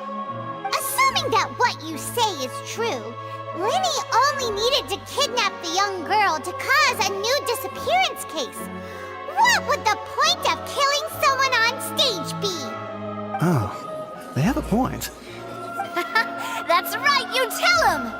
And that's why they're partners of mine. They've managed to turn things around. Oh, well, your denial is very strident, I'll give you that. But what proof do you have to back your claims?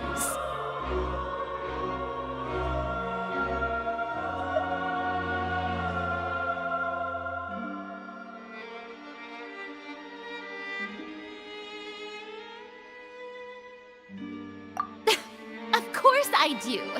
If he had been in the magic box the whole time, how could he have not heard that sound?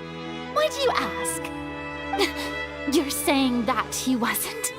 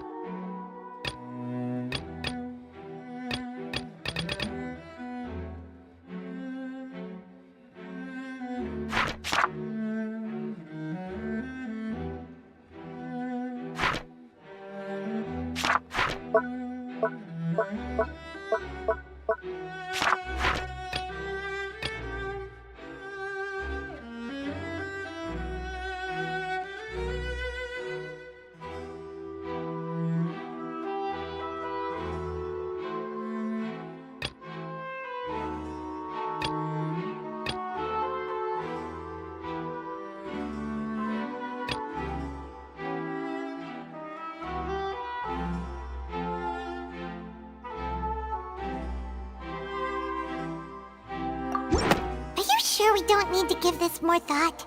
Paimon thinks there's something off here.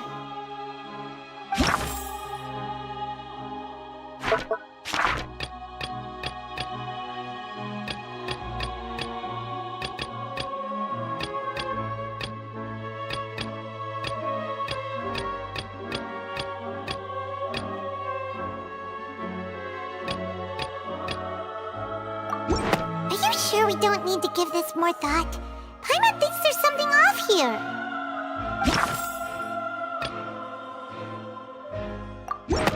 That's right! Linny wasn't in the box or in the tunnel. That's why he didn't hear anything strange during the performance. This means that when the crime happened, Linny had already entered the basement via the vent. The same clue you used to disprove his alibi has now become the best proof! How do you like that?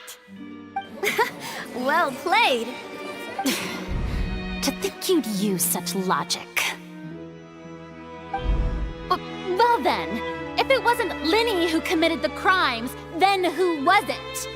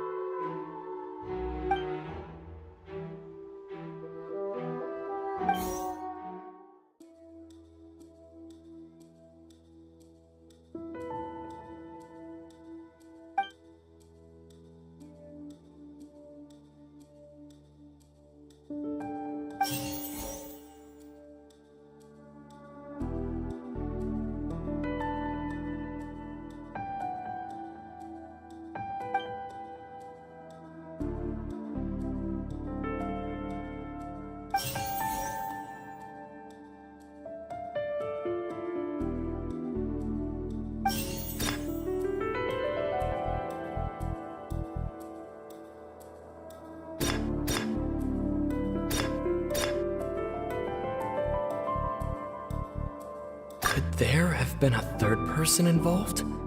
Is that really a possibility?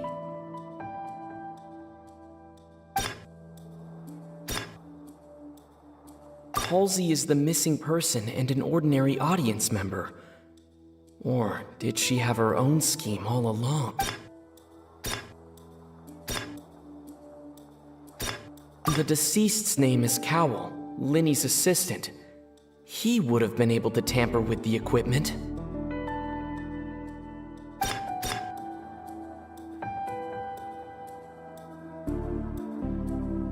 Halsey is the missing person.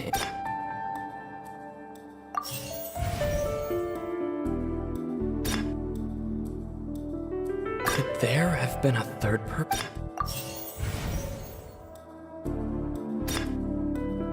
The deceased's name is Cowell, Linny's assistant. He would have been able to tamper with the equipment.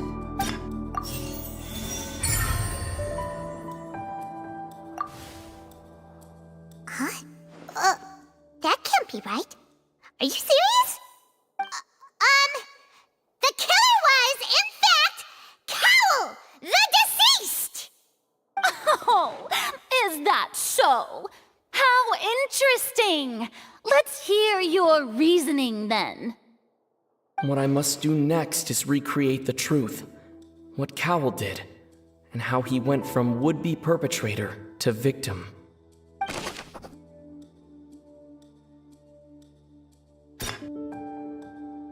No one entered or left the Opera House through its entrances. So where would the criminal have wanted to take Halsey? The deceased's name is Cowell, Linny's assistant. Linny was not in the tunnel at that moment, which gave our criminal ample time. It would have been tough for both people to fit into that vent. They would likely have bumped into Linny as well. No one entered or left. Linny was not in the tunnel at... It would have been tough for both people. The sound we heard may have come from a clash between the missing Halsey and the criminal.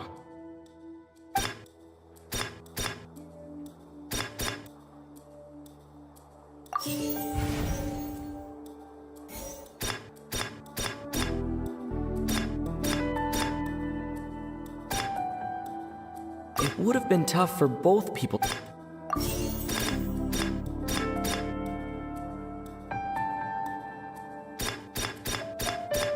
The deceased's name is Cowell, Linny's The sound we heard may have come from a clash between the missing Halsey and the criminal.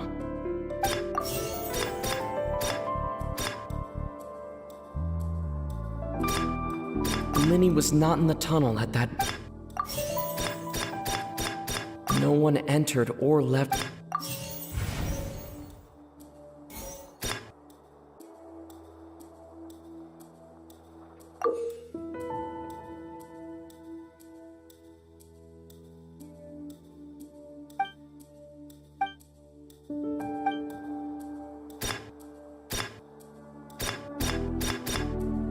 Linny was not in the tunnel at...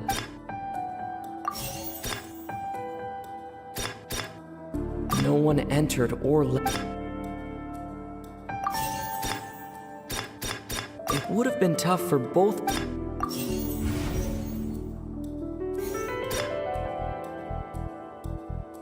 Halsey's clothing was in the tunnel, so the deceased's name is The deceased's name is Cowell, Linny... Halsey's clothing was in the tunnel.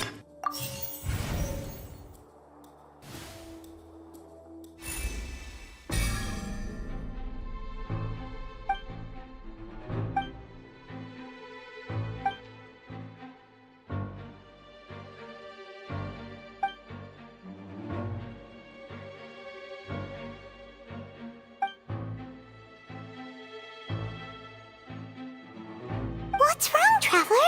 Are you still having trouble figuring things out? I see how it is. So this was all just a bluff. And here I thought you had something to show for it. But it seems you're still far from the truth. Look, Since we're at a dead end, why not consider a different track? Just like the trick as it transpired, the end result must have been utterly different from the magician's initial design. If only we knew how Halsey disappeared. Well, that would be nice, but the tunnel only has 3 exits, and none of them seem very likely. And it's not like this is a magic trick where you can just make a real live person disappear. You know, like you did from that water tank, Lynette.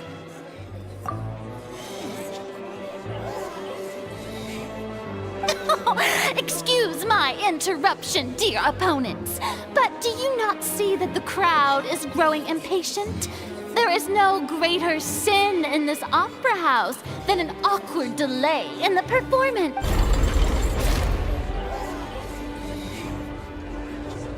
If the defense is unable to make further effective arguments, we will move on to the next stage of the trial.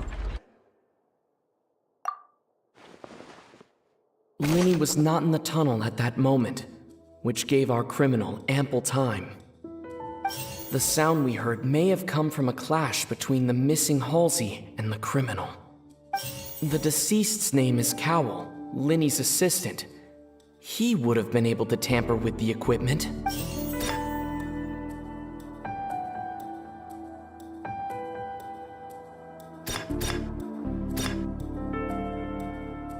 Halsey's clothing was in the tunnel, so there must have been some fear that she would attract attention.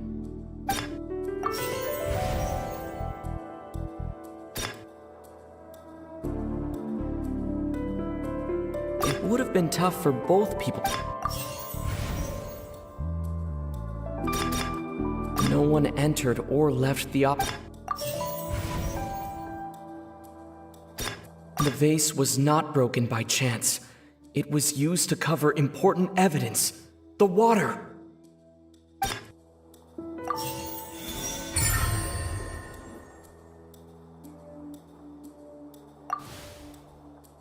Paimon gets it! It all comes together if Halsey disappeared instead of being kidnapped. Lynette escaped from the water tank, vanishing gradually and leaving only clothes behind.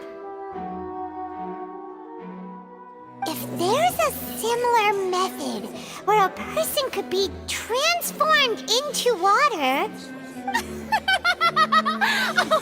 Just a moment, please. I do hope you know how preposterous you sound at the moment. How could a person ever be transformed into water? This is reality we're talking about here, not some magic trick.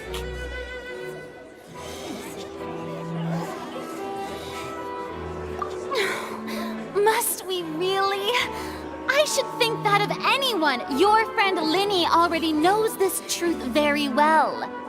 Magic tricks are ultimately just illusions and misdirection. But Halsey's disappearance is very real. We're talking about 2 completely different things. Even so, I trust the traveler's judgment. The truth must be out there somewhere. Perhaps some new line of reasoning may open if we try to gather all the focal points that don't make sense.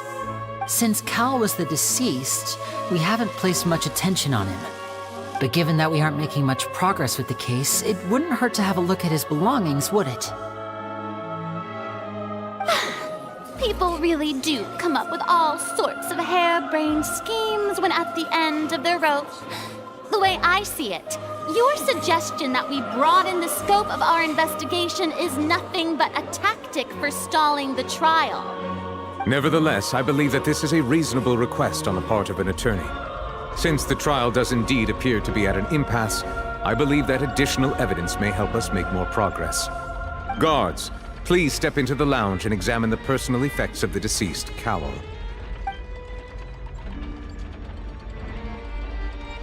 We are still examining the items, but we have already made critical progress that we feel must be shared with everyone post-haste.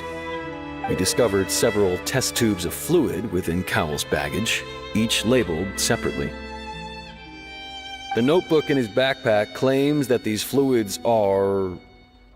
water from the Primordial Sea. The Primordial Sea? The note's contents also indicate that Cowell belonged to an organization that sells illegal drugs and that he had an accomplice. The notebook has many entries concerning safe usage of these fluids, in which the keyword dissolve appears many times. One of these tubes was labeled Opera Epiclese, along with yesterday's date. It is empty. The notes also state that these dissolution properties work exclusively on people from Fontaine.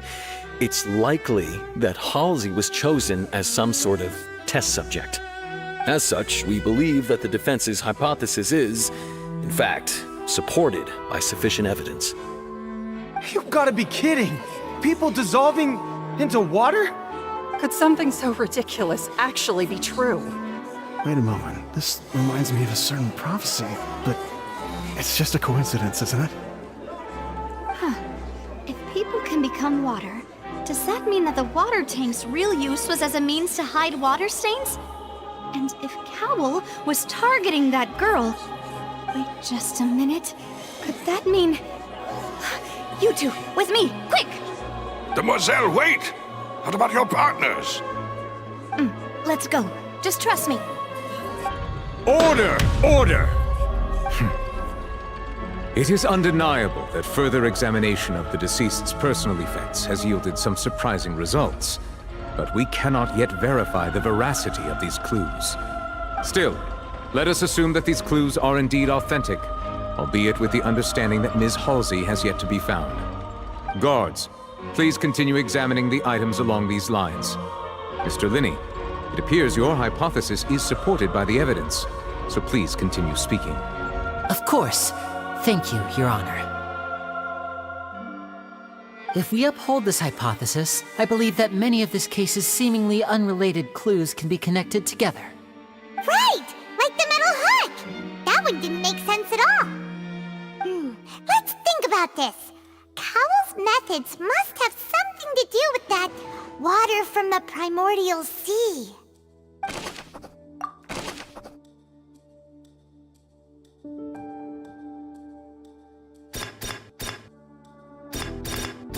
The deceased's name is Cowell. The water from the primordial sea should already have been prepped before Halsey entered the magic box. Now it seems like the hook rope was not meant for another magic trick, but was instead some form of triggering mechanism. Lynette was in the magic box on stage the entire time. Did she have something to do with this? I remember there was something else within the inner layer of that box. The rope that held the water tank up was lit by the fireworks and snapped. As such, the focus here is on the water and not the tank.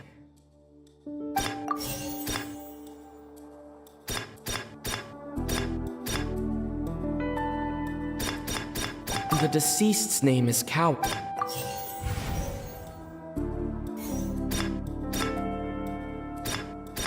I remember there was something else within the water from the primordial The rope that held the water tank up was lit by the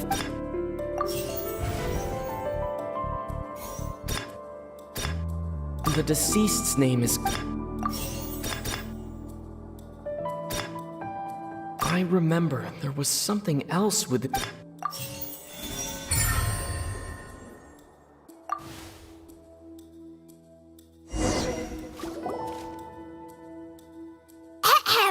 It's Ace Detective Paimon's time to shine again!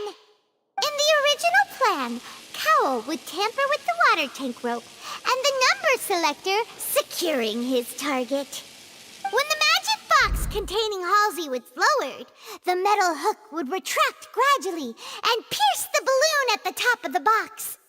When the balloon attached to the box popped, the water from the primordial seed inside it would pour down and dissolve Halsey. Afterward, Cowell would enter the tunnel and break the flower vase to conceal the water inside the tunnel. With the remaining evidence being covered up by the water tank on stage. But he encountered something unexpected in the tunnel and wound up being fatally hit by the same water tank he meant to use to cover his tracks. Huh. That does make sense. That actually links together a lot of the more confusing pieces of evidence. Oh dear, what do I do? Even I think they sound convincing now. Have I falsely accused an innocent person? What a humiliation. Now, it seems like the only point of contention remaining is the exact circumstances that led to Cal's death. His notes mentioned he had an accomplice who could be related to the situation. On that note, the guards have just contacted me indicating that they uncovered new evidence. I shall now invite him on stage to share it with us. Thank you, Your Honor. We were just inspecting the luggage of the other people involved in this case. And we found an identical sample of the water from the primordial sea among Linny's personal effects. What? That can't be. Oh, I see. Well, how wonderfully comedic to have your own counterattack only to come back and wound you. Does this not clear all doubt? My dear citizens, my loyal audience, allow me to present my reasoning and bring this performance to a swift close. Linny did not need to take part in the dissolution of the young woman at all.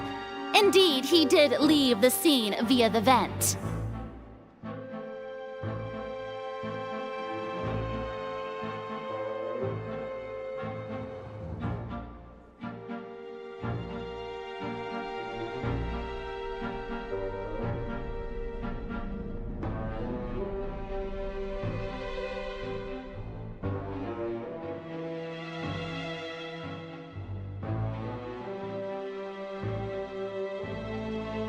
Having made modifications to the props beforehand, his accomplice Cowell then caused Halsey to vanish using the water from the primordial sea.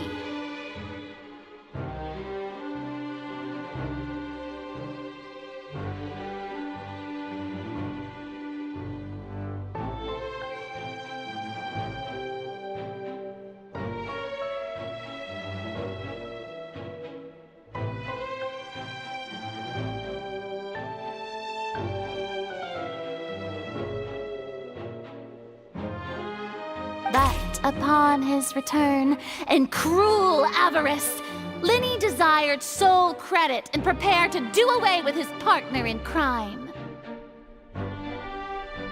Ultimately, he knocked Cowell out, and the tool meant to cover the crime up also became a murder weapon. Now, as much as I regret having come to such a viciously straightforward conclusion, it does seem that the famed Fatui is quite the cold-blooded and ruthless organization. Am I right, Mr. Linny? We've used up all the evidence we collected. There's no way for us to make a rebuttal here. Is this the end of the road?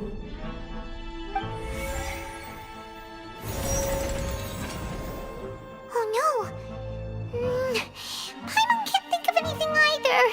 It doesn't look like there's any way around this. Seems using the water as new evidence was too good a move. Why did this have to happen now? I think we've all seen enough now, and we have ample witnesses to my flawless reasoning. I believe this is indeed the finale. Now then, my good, noble Chief Justice, should we not, in your view, move... Excuse me, everyone, but I must interject. Miss, I must ask you not to shout and to respect the ongoing legal proceedings. Oh, come on. Don't be hasty. I have a good reason for interrupting, you know. Now, Would anyone here like to take a little break from all this debate and see a little magic? I'll show you an amazing trick, one that can bring a young woman who has disappeared back in the flesh, right before your very eyes. Please, do the honors, Mr. Linny, if you would be so kind. What in the world is she saying? No offense, miss, but miracles like that are beyond my scope as a magician. Come on now, don't be silly. Magic is all about misdirection, isn't it? It often conceals the truth while presenting a fascinating illusion. But once everyone believes the illusion, can't magic reveal the truth to them once again? And wouldn't such a trick be the most marvelous finale to today's performance? Come on, Linny and Lynette, give it another go. Don't worry, Spina di Rasula has made the necessary arrangements on your behalf. But as the magic makers and stars of the show, I think I should leave the final performance to you. I understand.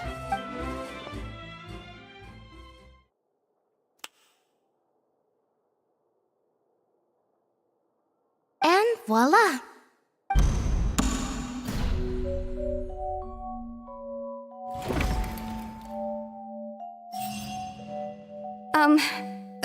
Sorry for the interruption. Wait, isn't that Halsey?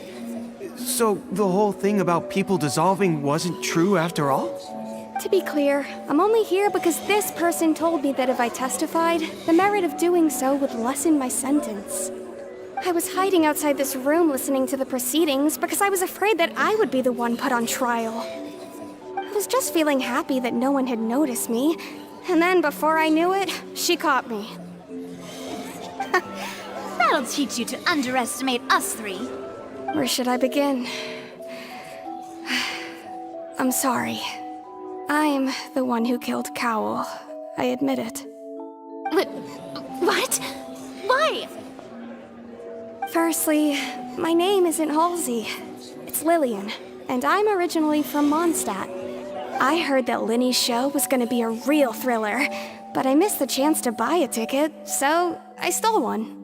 That's how I make a living. I steal stuff here and there, and I'd never been caught before. But I was noticed at the harbor a few days ago, and I barely got away. Linny was the one who caught me in the act. Hey, no wonder you look familiar. So you were the thief! Liddy even mentioned that you were pretty skilled. Well, and I thought that would have been the end of it, but then the number selector chose me. He even mentioned the Fortress of Meripede. That's a prison, isn't it? So you can imagine how shocked I was. I thought he was onto me for sure. So I played along with the show while looking for an opening to flee, but then I got water poured on me for no reason, and then someone jumped into the tunnel to nab me. I wasn't going to take that lying down, so I knocked him out and stuffed him into the box. There was nowhere to run from there, though, so I had to change my clothes and hide in a box containing performance costumes. I slipped out after the first guard arrived at the scene and continued hiding inside the opera house. Can a person even hide in there?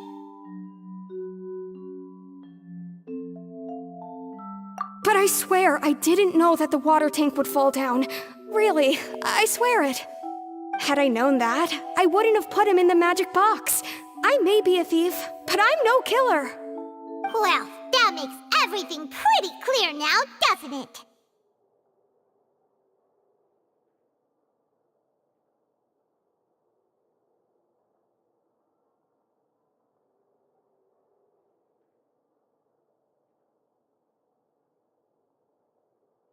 This time, we need to tell the entire story from Lily-Ann's perspective.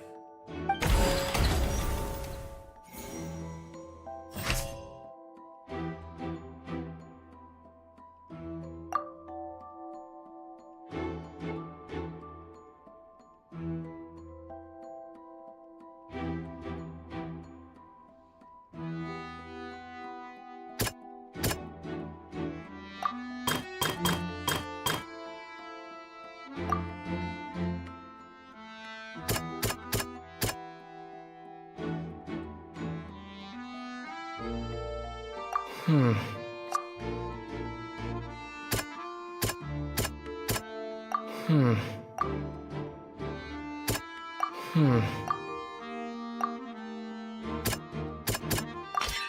strange sound.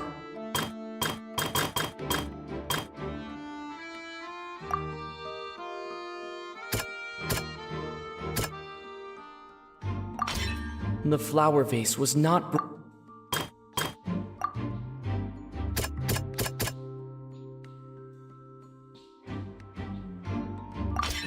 Lillian was a. And it's Ace Detective Paimon time!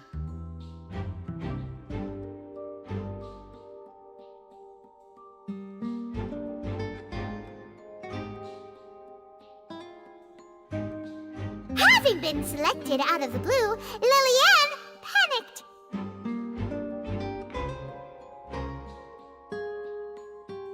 Her panic only intensified after she entered the tunnel and had water poured on her head. So she kicked the door open, producing the thud we all heard.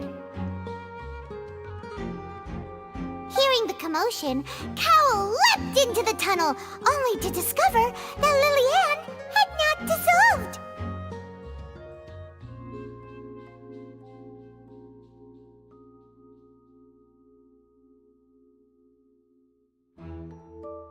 He did not know that Lillian was not from Fontaine, but was a thief who made her way in by stealing a ticket. Mistakenly believing that the water from the primordial sea needed time to take effect, he tried to force Lillian back into the box. The two broke the flower vase during the struggle, but Lillian came out on top, knocking Cowl out and putting him in the box.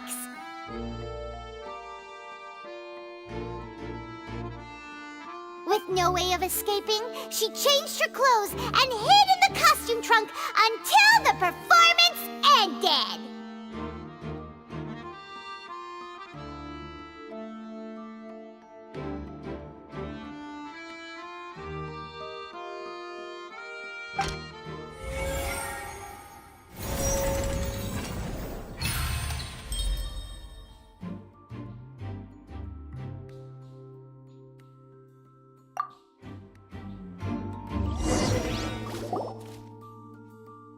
She knew that she would have to go through guard inspection if she tried to leave afterward.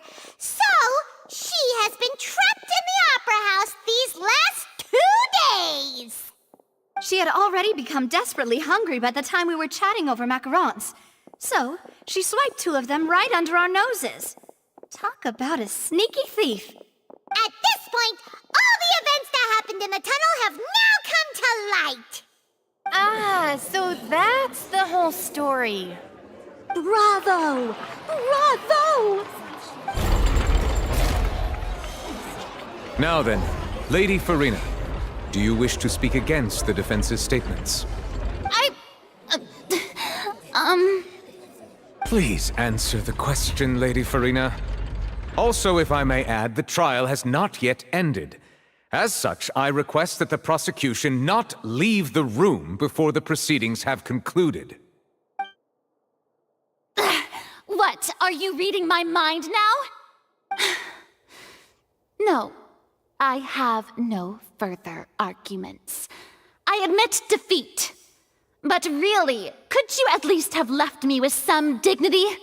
Wow, look at that! She's like a deflated balloon now. If there are no objections, then as the Chief Justice of Fontaine, I shall once again repeat the full sequence of events. The actual perpetrator of the serial disappearances, Cowl, selected his next victim from the audience reservation list. With some modifications to the selector, he could ensure that the pre-selected young woman would be chosen.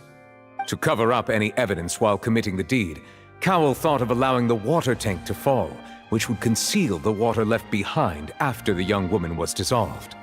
He also tampered with the rope suspending the water tank, using the fireworks at the end of the performance to cause the tank to drop and hide the watermarks.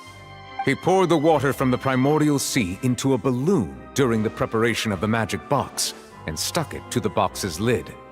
Finally, he passed the prepared hook on a rope through the gap in the magic box's door when bringing the young woman to said box.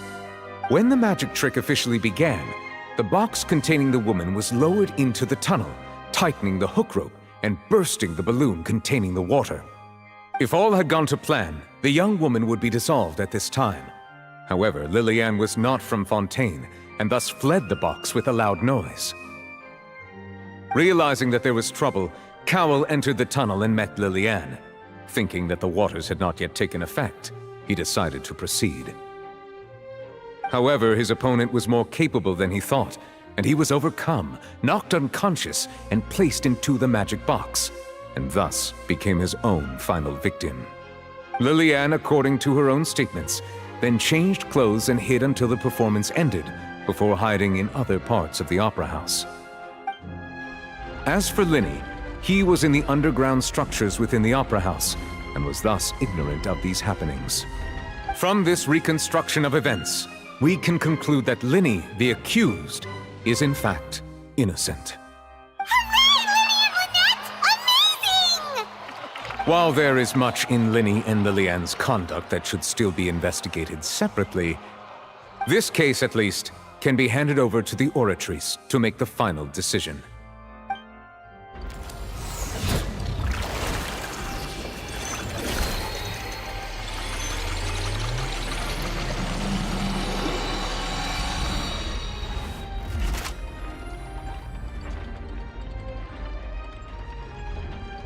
As such, Linny and Lynette are officially declared not guilty.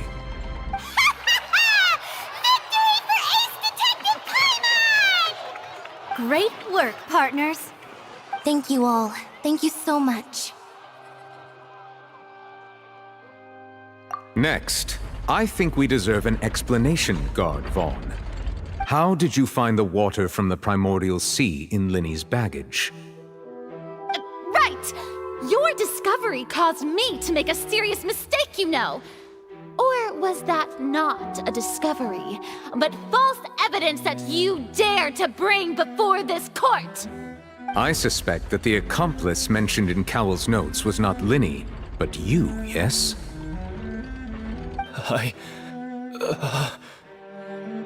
I'm sure you know what you must do to lessen your sentence. Speak quickly! Unless you want to earn yourself a one-way ticket to Coupon Town. I was just following orders. We were supposed to place blame for the serial disappearances onto Linny, and thus cause suspicion to fall on the Fatui. The higher-ups said this was the best opportunity to do so. And now that your plan has fallen through, and the secrets of the water have been revealed, you have become a liability to said higher-ups, yes? Therefore, you would be wise to tell everything you know, and seek the protection of the guards. Yes, I'll tell you everything I know. Our boss discovered that the water can cause people to dissolve. It can also be made into a potion, which when extremely diluted, can cause people to experience unforgettable exhilaration. We've been in this business for a while now, and have made decent more off it. The disappearances were also the boss's idea. I mean, this is the boss we're talking about.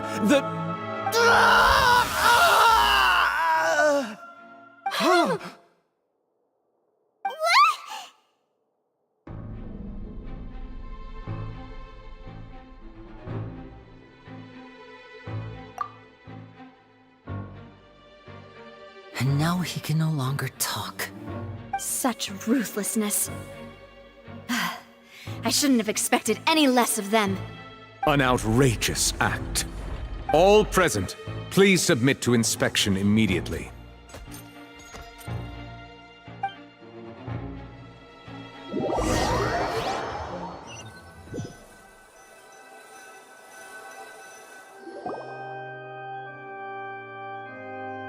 So, we're just going back now? That's true, but... Traveler, Paimon! Please wait.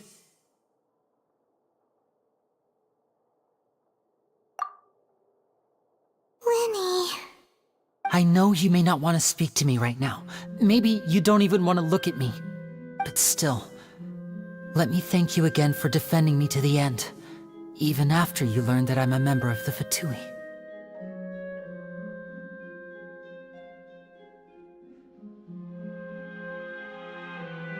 I guess. But regardless, I'd like the opportunity to set things straight. I didn't approach you with any ulterior motives or ill intent. I've spoken to you as myself, just plain Linny this entire time. As for why I'm a Fatus, it's because the goals of the House of the Hearth align with those of an orphan like me. That's all. That was how Father, who you might know as the Knave, approached recruiting us back then too. The Knave? The one who controls the House of the Hearth? She's your father? That's right.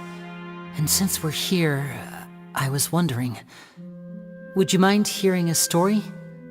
It's about my past. Back when our parents first died, Lynette and I were left wandering the streets. To survive, I took to surreptitiously observing an older street performer who did magic. It took me several days to figure out how he pulled off his amazing tricks. I took my sister through several streets until we found a crowded corner, and we began to perform magic tricks there. To my surprise, we proved to be pretty popular, and we could at least stop worrying about where our next meal would come from for a time. But I didn't want my sister to remain a street rat together with me forever. Before long, an aristocrat came to me and claimed that he wished to take us in after watching my performances. So you went from orphans to nobility just like that? That was how we felt at first too. As if fate was on our side and we could say goodbye to those painful days. But I gradually discovered that while we were called foster children, he was really after my talent for magic tricks. He would constantly take me to all sorts of banquets to garner attention, which he would then use to expand his social circles. That doesn't seem too bad either. Better than roaming the streets at any rate. It took a while for me to realize just how dark his heart really was. After one particular performance at a banquet, I discovered that Lynette was not on the same return vehicle as me. I waited a long time after we returned home, but she did not come back. I went to that noble's bedroom and asked him about her whereabouts. The answer he gave me was, she caught the eye of the most eminent person at the banquet, so I sent her over as a gift. I mean, you'll be able to perform your magic regardless of who your assistant is, yes? Oh no. So he was gonna... But wouldn't Fontaine's laws deal with such people? As far as outsiders are concerned, this is a relationship akin to adoption or foster care, and they have their ways of escaping the eye of the law.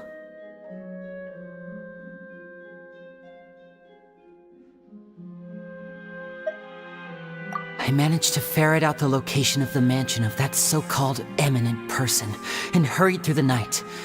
But by the time I leaped over the walls, avoided the guards, and made my way in, all I saw was the moonlit ground covered in blood, and the knave standing there in the darkness.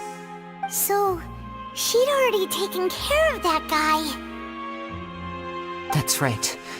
She had rescued my sister before she could come to any harm, and had even discovered several girls hidden in a basement, all of them orphans. Father, I mean, the knave, might have seen something in me, and so she made me an offer. The House of the Hearth welcomes you, for your interests align with ours. Here, none will ever betray you. Indeed, betrayal shall never be permitted here. I was hesitant to trust her. I mean, I had just been betrayed by nobles. But she was also quick to destroy the noble who had taken us in at first, giving us back our freedom. Oh, so that's how the two of you joined the House of the Hearth.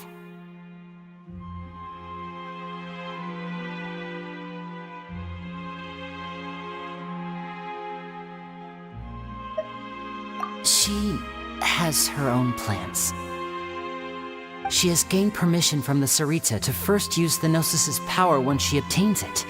She plans to use it to find a way to break the prophecy and save Fontaine. So, she believes in that prophecy too? That's right. The whole House of the Hearth is currently working to combat that crisis. Today's case has also proven that people from Fontaine can indeed dissolve into some sort of water, thus further supporting the prophecy. All of us house members here, Lady Arlecchino herself included, are from Fontaine. We won't give up on defending our homeland. To us orphans, the only connection we have left to this world, apart from our family, is our homeland. So, from small deeds like distributing magic pockets to huge schemes like stealing a Gnosis, everything is aimed at dealing with that prophecy. It's all right. I understand. The only thing I can do is relate all this to you. I just hope you can understand that even as a member of the House, I have never stopped making my own decisions, and that I believe what I'm doing is right. If you should need anything at all in the future, feel free to find me. I will do my best to help you, as plain Linny.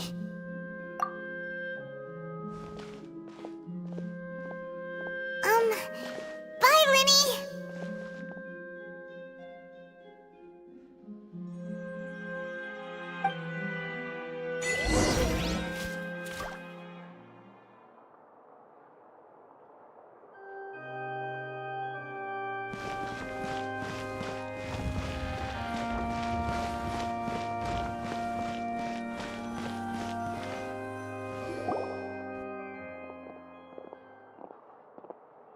Hey there.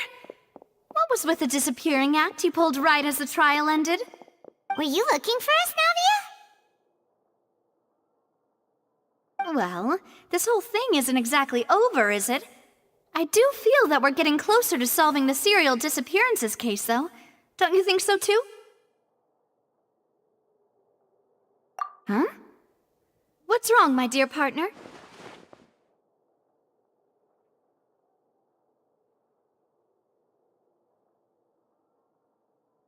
Besides, are you sure we're the ones who can crack a case that's been cold for decades now? And given that there's new evidence from the trial, there should be a trail of breadcrumbs for the Hydro Archon's people to follow now, right? Huh. I see. Well, I won't lie. I'm a little shocked to hear that from you. But I suppose you are just travelers who have only arrived in Fontaine after all. Sorry. I might have been too presumptuous. Don't say that, Navia. Ah, and we were having so much fun investigating with you, too. It was like having new waters flowing into a stagnant mire, causing new hope to spring forth, and the reflection in the murk to become clearer. Well, sorry about that. I'm a bit prone to nostalgia. Don't mind me. Wait, shall we have a farewell meal? You know, to commemorate our time as partners? Huh? Do we really need to get that formal? Well, guess you really did treat us as partners, huh? Well, I'd just like to have a proper ending to every important memory. That way there are no regrets later. Anyway, it would just be a meal, so it shouldn't take up too much of your time.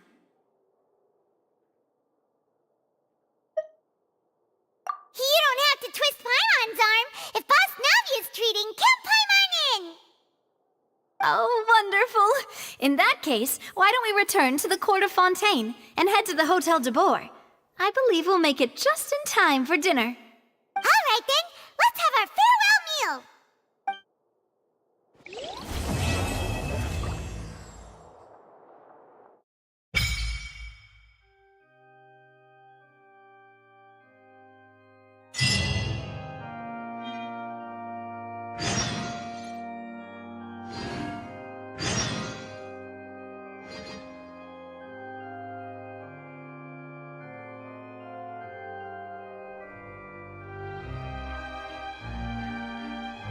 Osmanthus wine tastes the same as I remember. But where...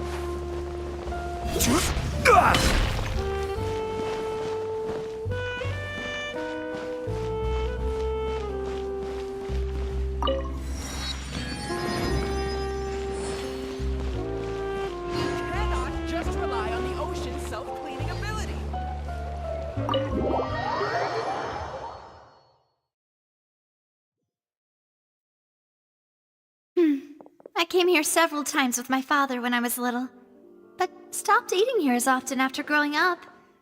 I hope the food here will be to your taste. Oh, don't worry. We haven't eaten at a hotel like this in a while. Paimon's getting excited already. In that case, I'll go order for us first.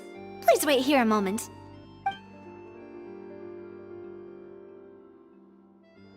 Ooh, everything looks so good. People in Fontaine sure know how to enjoy life. Why, of course. Go ahead, try whatever you like. If the food's good, I'll make a group reservation for the rest of Spina di Rosula next time. And if it's not? Well, then I'll still bring everyone. Albeit with only one dish per table. You, sure have your own way of doing things. Oh, we called this a farewell meal, but we could also treat it like a victory feast, right? We did just win that case after all. Oh, true. Very true. In that case, boss, we'll have another 2 dishes. Huh? Paimon didn't mean that you had to order even more food.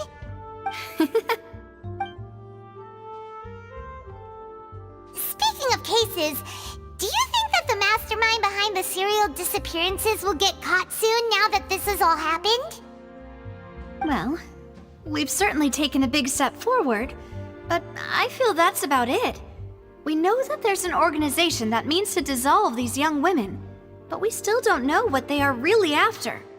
If it hadn't happened right in front of us, Paimon wouldn't have ever believed that a person could be dissolved like that. Right? Yet it was because this was such a preposterous notion that the investigation could never really move forward before. Ugh. If only that guy could have finished speaking! We were so close to hearing who was behind it. In such investigations, even the smallest step can seem like a yawning chasm if the trail of clues is cut off. To be honest, I don't have high hopes for any follow-up that the authorities might conduct. It's not that I don't have faith in their ability, it's just that a different perspective is required in some matters. It's easy to guard against and deceive a single narrow perspective. A shift in thinking is required at such times in order to produce a breakthrough, which is exactly why the Spina di Rosula exist. Those highfalutin folk are not all-knowing. That's why we exist. To seep into the cracks where filth falls through, where their watch fails them. That's the kind of problems we solve. Seems Paimon thought things were simpler than they actually are. It's all right. Well, this was supposed to be a farewell meal, so I doubt you have further interest in this business, right? let's talk about something else. Like, what are your future plans? That's true. We didn't have a chance to speak to her after the trial ended. It didn't really seem like the right time or place to do it anyway. I see. So, your primary objective, which has been foiled so far, was to have a chat with the Hydro Archon. I've heard that there's a long line of people waiting to meet Lady Farina. I suspect you'll be waiting for quite a while, considering that you missed your chance today. Yeah, we've heard that she's super popular here in Fontaine, and that it'll be tough getting any of her time. Well, would you consider some more, unique ways? Perhaps even methods of, let's say, questionable legality? Guess that's Spina di Rosula's boss for you. Chock full of sketchy ideas. Well, what did you have in mind? Well, one way would be to infiltrate a performance troupe at the Opera House, only to abandon your act at the play's climax and ask to speak to her after the performance. I'm sure Lady Farina would be eager to see the ending, and would agree in order to finish watching the play, don't you think? Could you suggest something a little more practical? This plan seems pretty hard to pull off. We'd have to go learn how to act, and acting's really hard. Alright, here's another. Find a way to conceal yourselves under her bed. Then, wake her up in the dead of night and demand answers. Don't let her go back to sleep until she answers all your questions. I can personally testify that this one works. When I'm sleepy, I'll do anything as long as I can finally get some sleep. That might work, but that's not really the problem. The problem is we don't want to get ourselves arrested. Valid point. I overlooked that part. I was just thinking about leveraging a person's desire for sleep.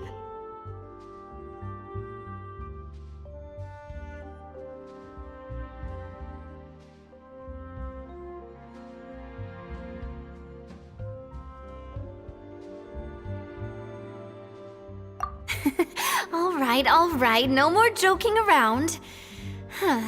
Perhaps you could... Oh, I don't know. Cut the line when she's on a break.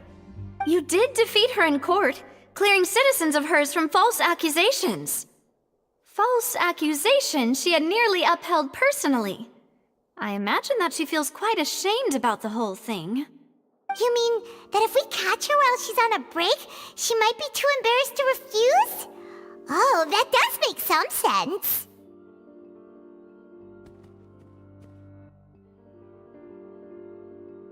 Why don't we give it a try after this meal? You know, strike while the iron is hot and all. Huh? Paimon, did you drink my Fanta? Was this your drink? Sorry about that. Paimon wasn't really paying attention and the cup was right next to Paimon. Would you like to order another? No, it's fine. We're just about done here. Alright. Honestly, Paimon wouldn't recommend Fanta anyway. It tastes kind of salty and icky. Is that so? Huh.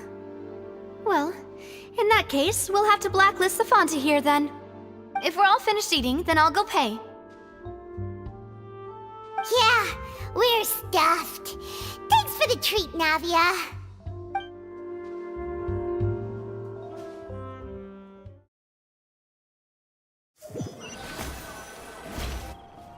Oh, so full. Paimon can barely float anymore. Nah, that would be so... normal. You know, like you. Okay.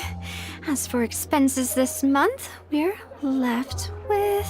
Hey, Navia! What are you doing over there? Oh, nothing. It was just a meal, you know? Nothing the Spina di Rosula can't cover.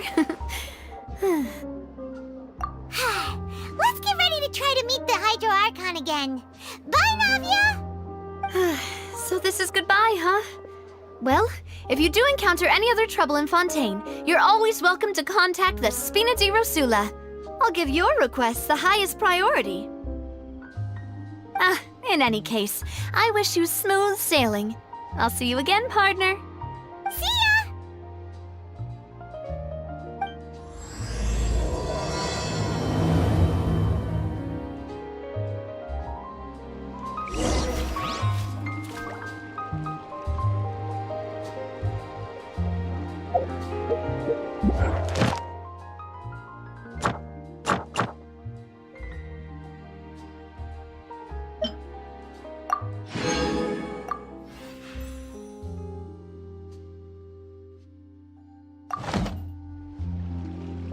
Osmanthus wine.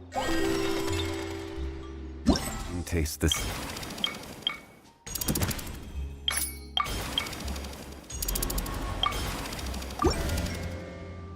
Same as I remember. But where are those who share the memory?